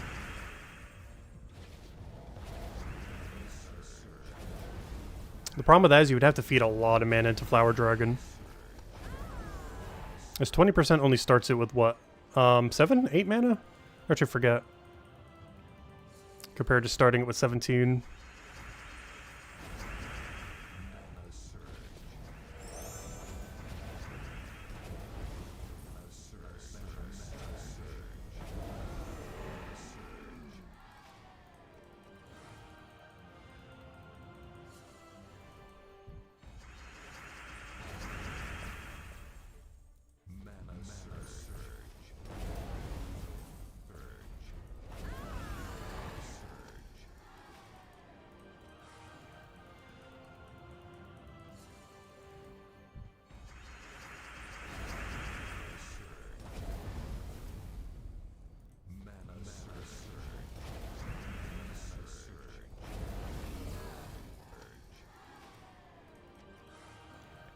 We're almost at the hour mark.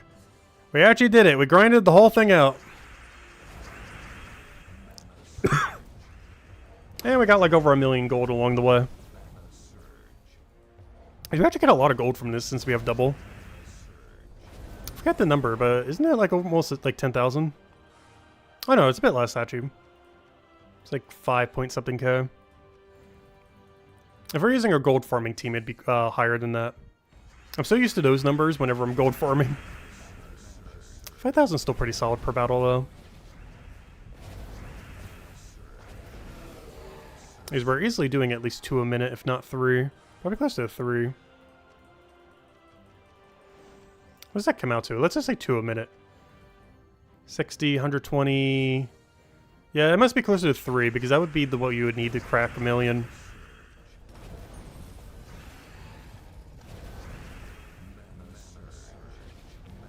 I haven't timed this team in such a long time. I'm pretty sure it's doing almost 3 a minute.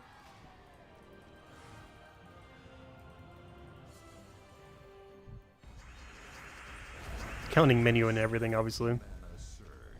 Obviously the battle themselves are way quicker than that. But I mean like loading screen, all the menuing and everything else as well.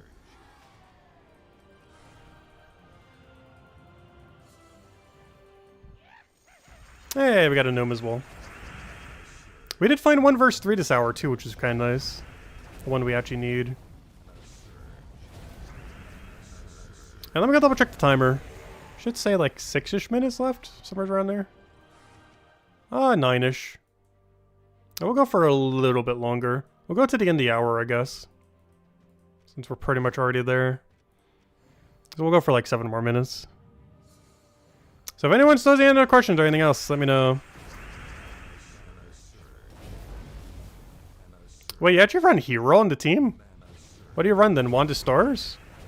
And try to get the Wand of Stars to get it up? Is that a Leprechaun for mana accumulation then? If you're using Wand of Stars first slot, it definitely sounds like a Leprechaun angle.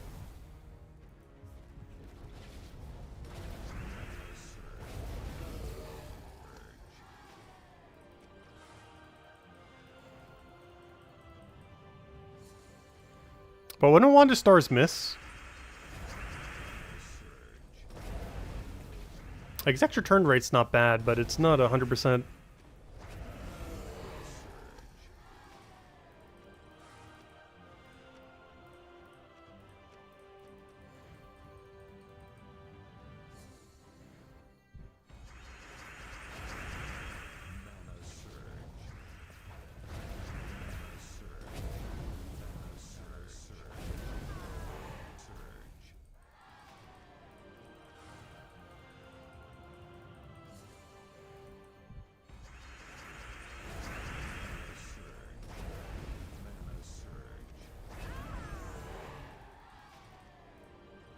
Ooh, merchant, anything good here?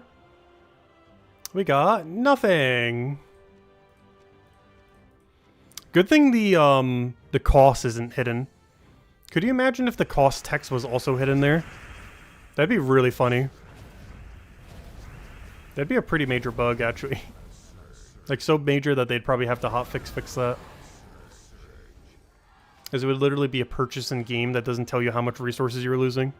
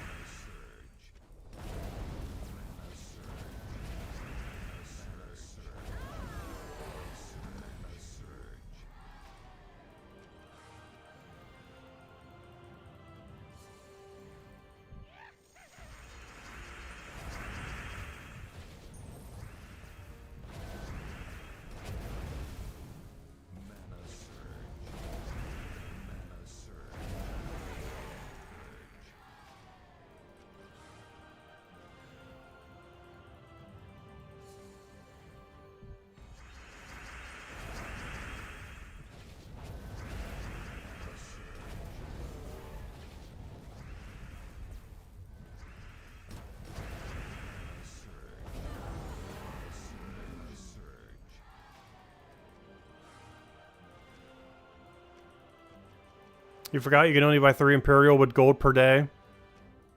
Yeah, there is a limit on it.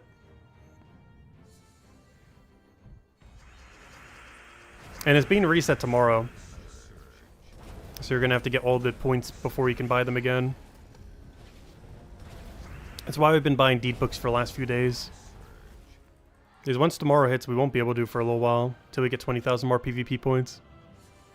Which I'm probably not going to bother grinding out entirely next week. But maybe we will, given the Goblin's pretty strong. Maybe we actually will grind it out. Probably not tomorrow night, though, since we're already doing this for so long. But the further we can get, of course, the further we can get Goblin progressed.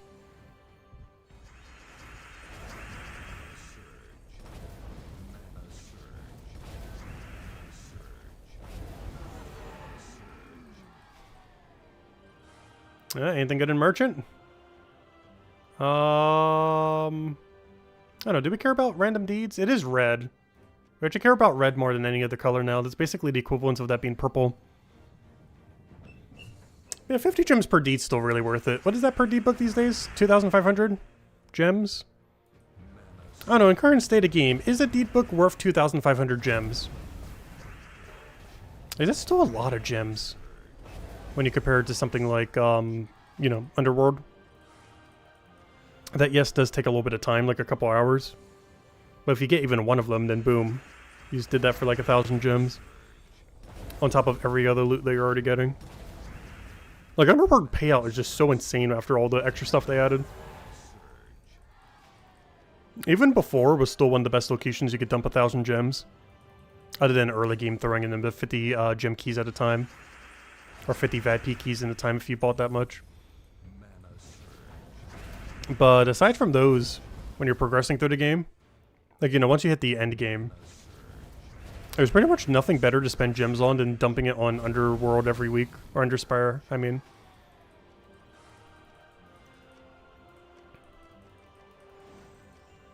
Even more so after the buff. Even before the buff, that was already the case. But yeah, once you have nearly every mythic in the game, there's nothing better to dump gems into than Underspire. And even as you're progressing through the game, it could still be pretty good. It just, a lot of your gems tends to go for keys in mid-game.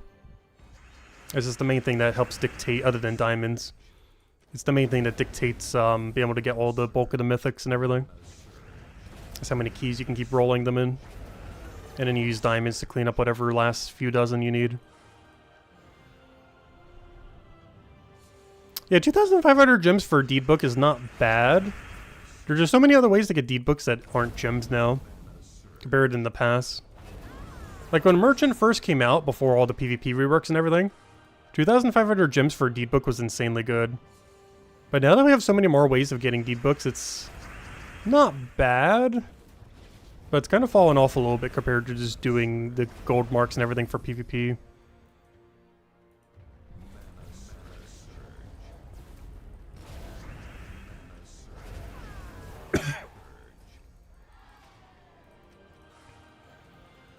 Alright, we'll finish out this set, then we'll do one more just to get the chest then. And then we'll call it there for tonight. So finish out this set, do the next set, get the chest. So basically one more chest opening is what we're going for. Alright, let's go. We got Inverse 69. What's up, Mr. Z? Welcome, welcome.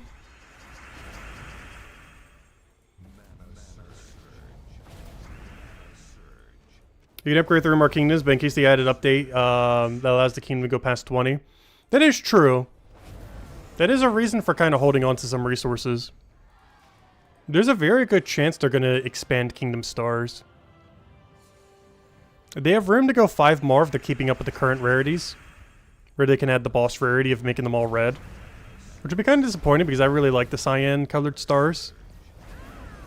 But there is still one color above Mythic that they haven't used yet, those red stars. So they can still go 5 more levels. Or even 10 if they're going to do some kind of rainbow one or some other weird thing at the end. Or some kind of shiny, like, golden one or something.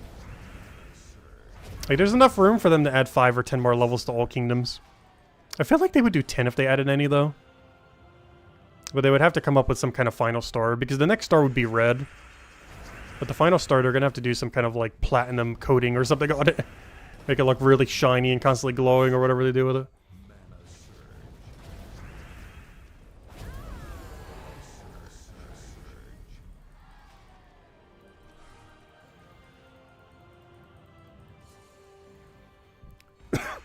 But I do feel like they're going to do at least 10 more kingdom expansions at some point. There's no signs of them doing that anytime soon, though. But, you know, it could just be a random update eventually.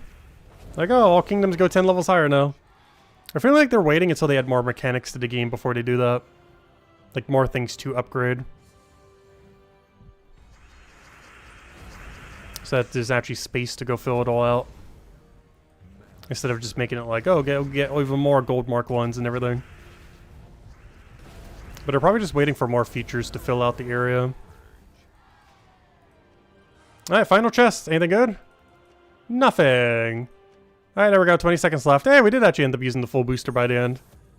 But anyways, guys, we're going to be calling it there for now. We will be back tomorrow. Same time as always, 8 p.m. Eastern Standard Time, 2 hours prior to now tomorrow. We'll have the video probably up by noon. I would say in the morning, but there's a good chance I will not be getting it done in the morning. But I might get the teams done tonight. But yeah, the video will probably be up a little bit before noon. And sometime midday between the video going up and the Gems of War stream, we'll be doing the new quest for Brighter Shores. For any of you that enjoy watching that, we'll be reading through that, going through that, and going from there. So yeah, we'll have the video up in the morning or afternoon. We'll have the other stream in midday, and then obviously normal time we'll have the Gyms of War stream around this time tomorrow night, 2 hours prior, 8 p.m. Eastern Standard Time, as they tend to be. And I'll probably be one of the only streams we really do next week for Gyms of War. The other one will likely be on Sunday, just to go do Underspire in its entirety, as next week should be the Underspire completion week. So we're going to stack up all of our torches throughout the week. Then on Sunday next week, obviously we'll do some on Monday, but Sunday we'll go and throw down pretty much the entirety of Underspire. Take like 2.5 hours, however long it takes, go from there. I said, hello, Davey! Welcome, welcome, and goodbye, goodbye. But anyways, any other questions, anyone? Otherwise, yeah, we'll call it there. We'll be back tomorrow night, 2 hours prior to now, and we'll go from there. Hope you all have a wonderful week, and yeah, we'll have the video going up soon, going over the new PvP season with the absurdly good troop. We will be buying the PvP pass for once. We haven't done it since the very first week of Guild, or, you know, the new PvP system. Back, like, gosh, almost a year ago at this point. But, yeah, the next one that's coming out is absurdly good. So much so, we are going to be going for it again. Compared to you, you still have no clue what this game is. It's basically just a match 3 RPG. Where you collect a bunch of cards, make them stronger, make a bunch of kingdoms stronger. Has a pretty good community for it, that's for sure. It's one thing that's always been pretty nice about Gyms of War as well. And, yeah, just kind of like a little distraction. Something that you could do for a couple minutes every day or even longer if you want to grind it. It's one of those games that you can grind for very minimal or literally like infinitely grind. As most things in this game are infinitely grindable, unlike a lot of other similar-esque games. Which is something I've always enjoyed about it. Like right now we just had a booster thing. It was like, oh, I guess we'll just do an hour of Explore. If we wanted to, we could do like 10 hours Explore right now if we really wanted to. Like there's no cap on it. Even though it gives some of the best loot in the game. But anyways, guys, I will catch you guys later. Thanks for stopping by as always. Have a wonderful week. And we'll be back to go over the next PvP season. With a very, very strong Immortal coming in. Probably the strongest we've ever seen. Also, why did that just move? There we go. On your guys' end, it probably looks normal. What is it doing right now? Anyways, I'll fix that after stream. Goodbye, everyone.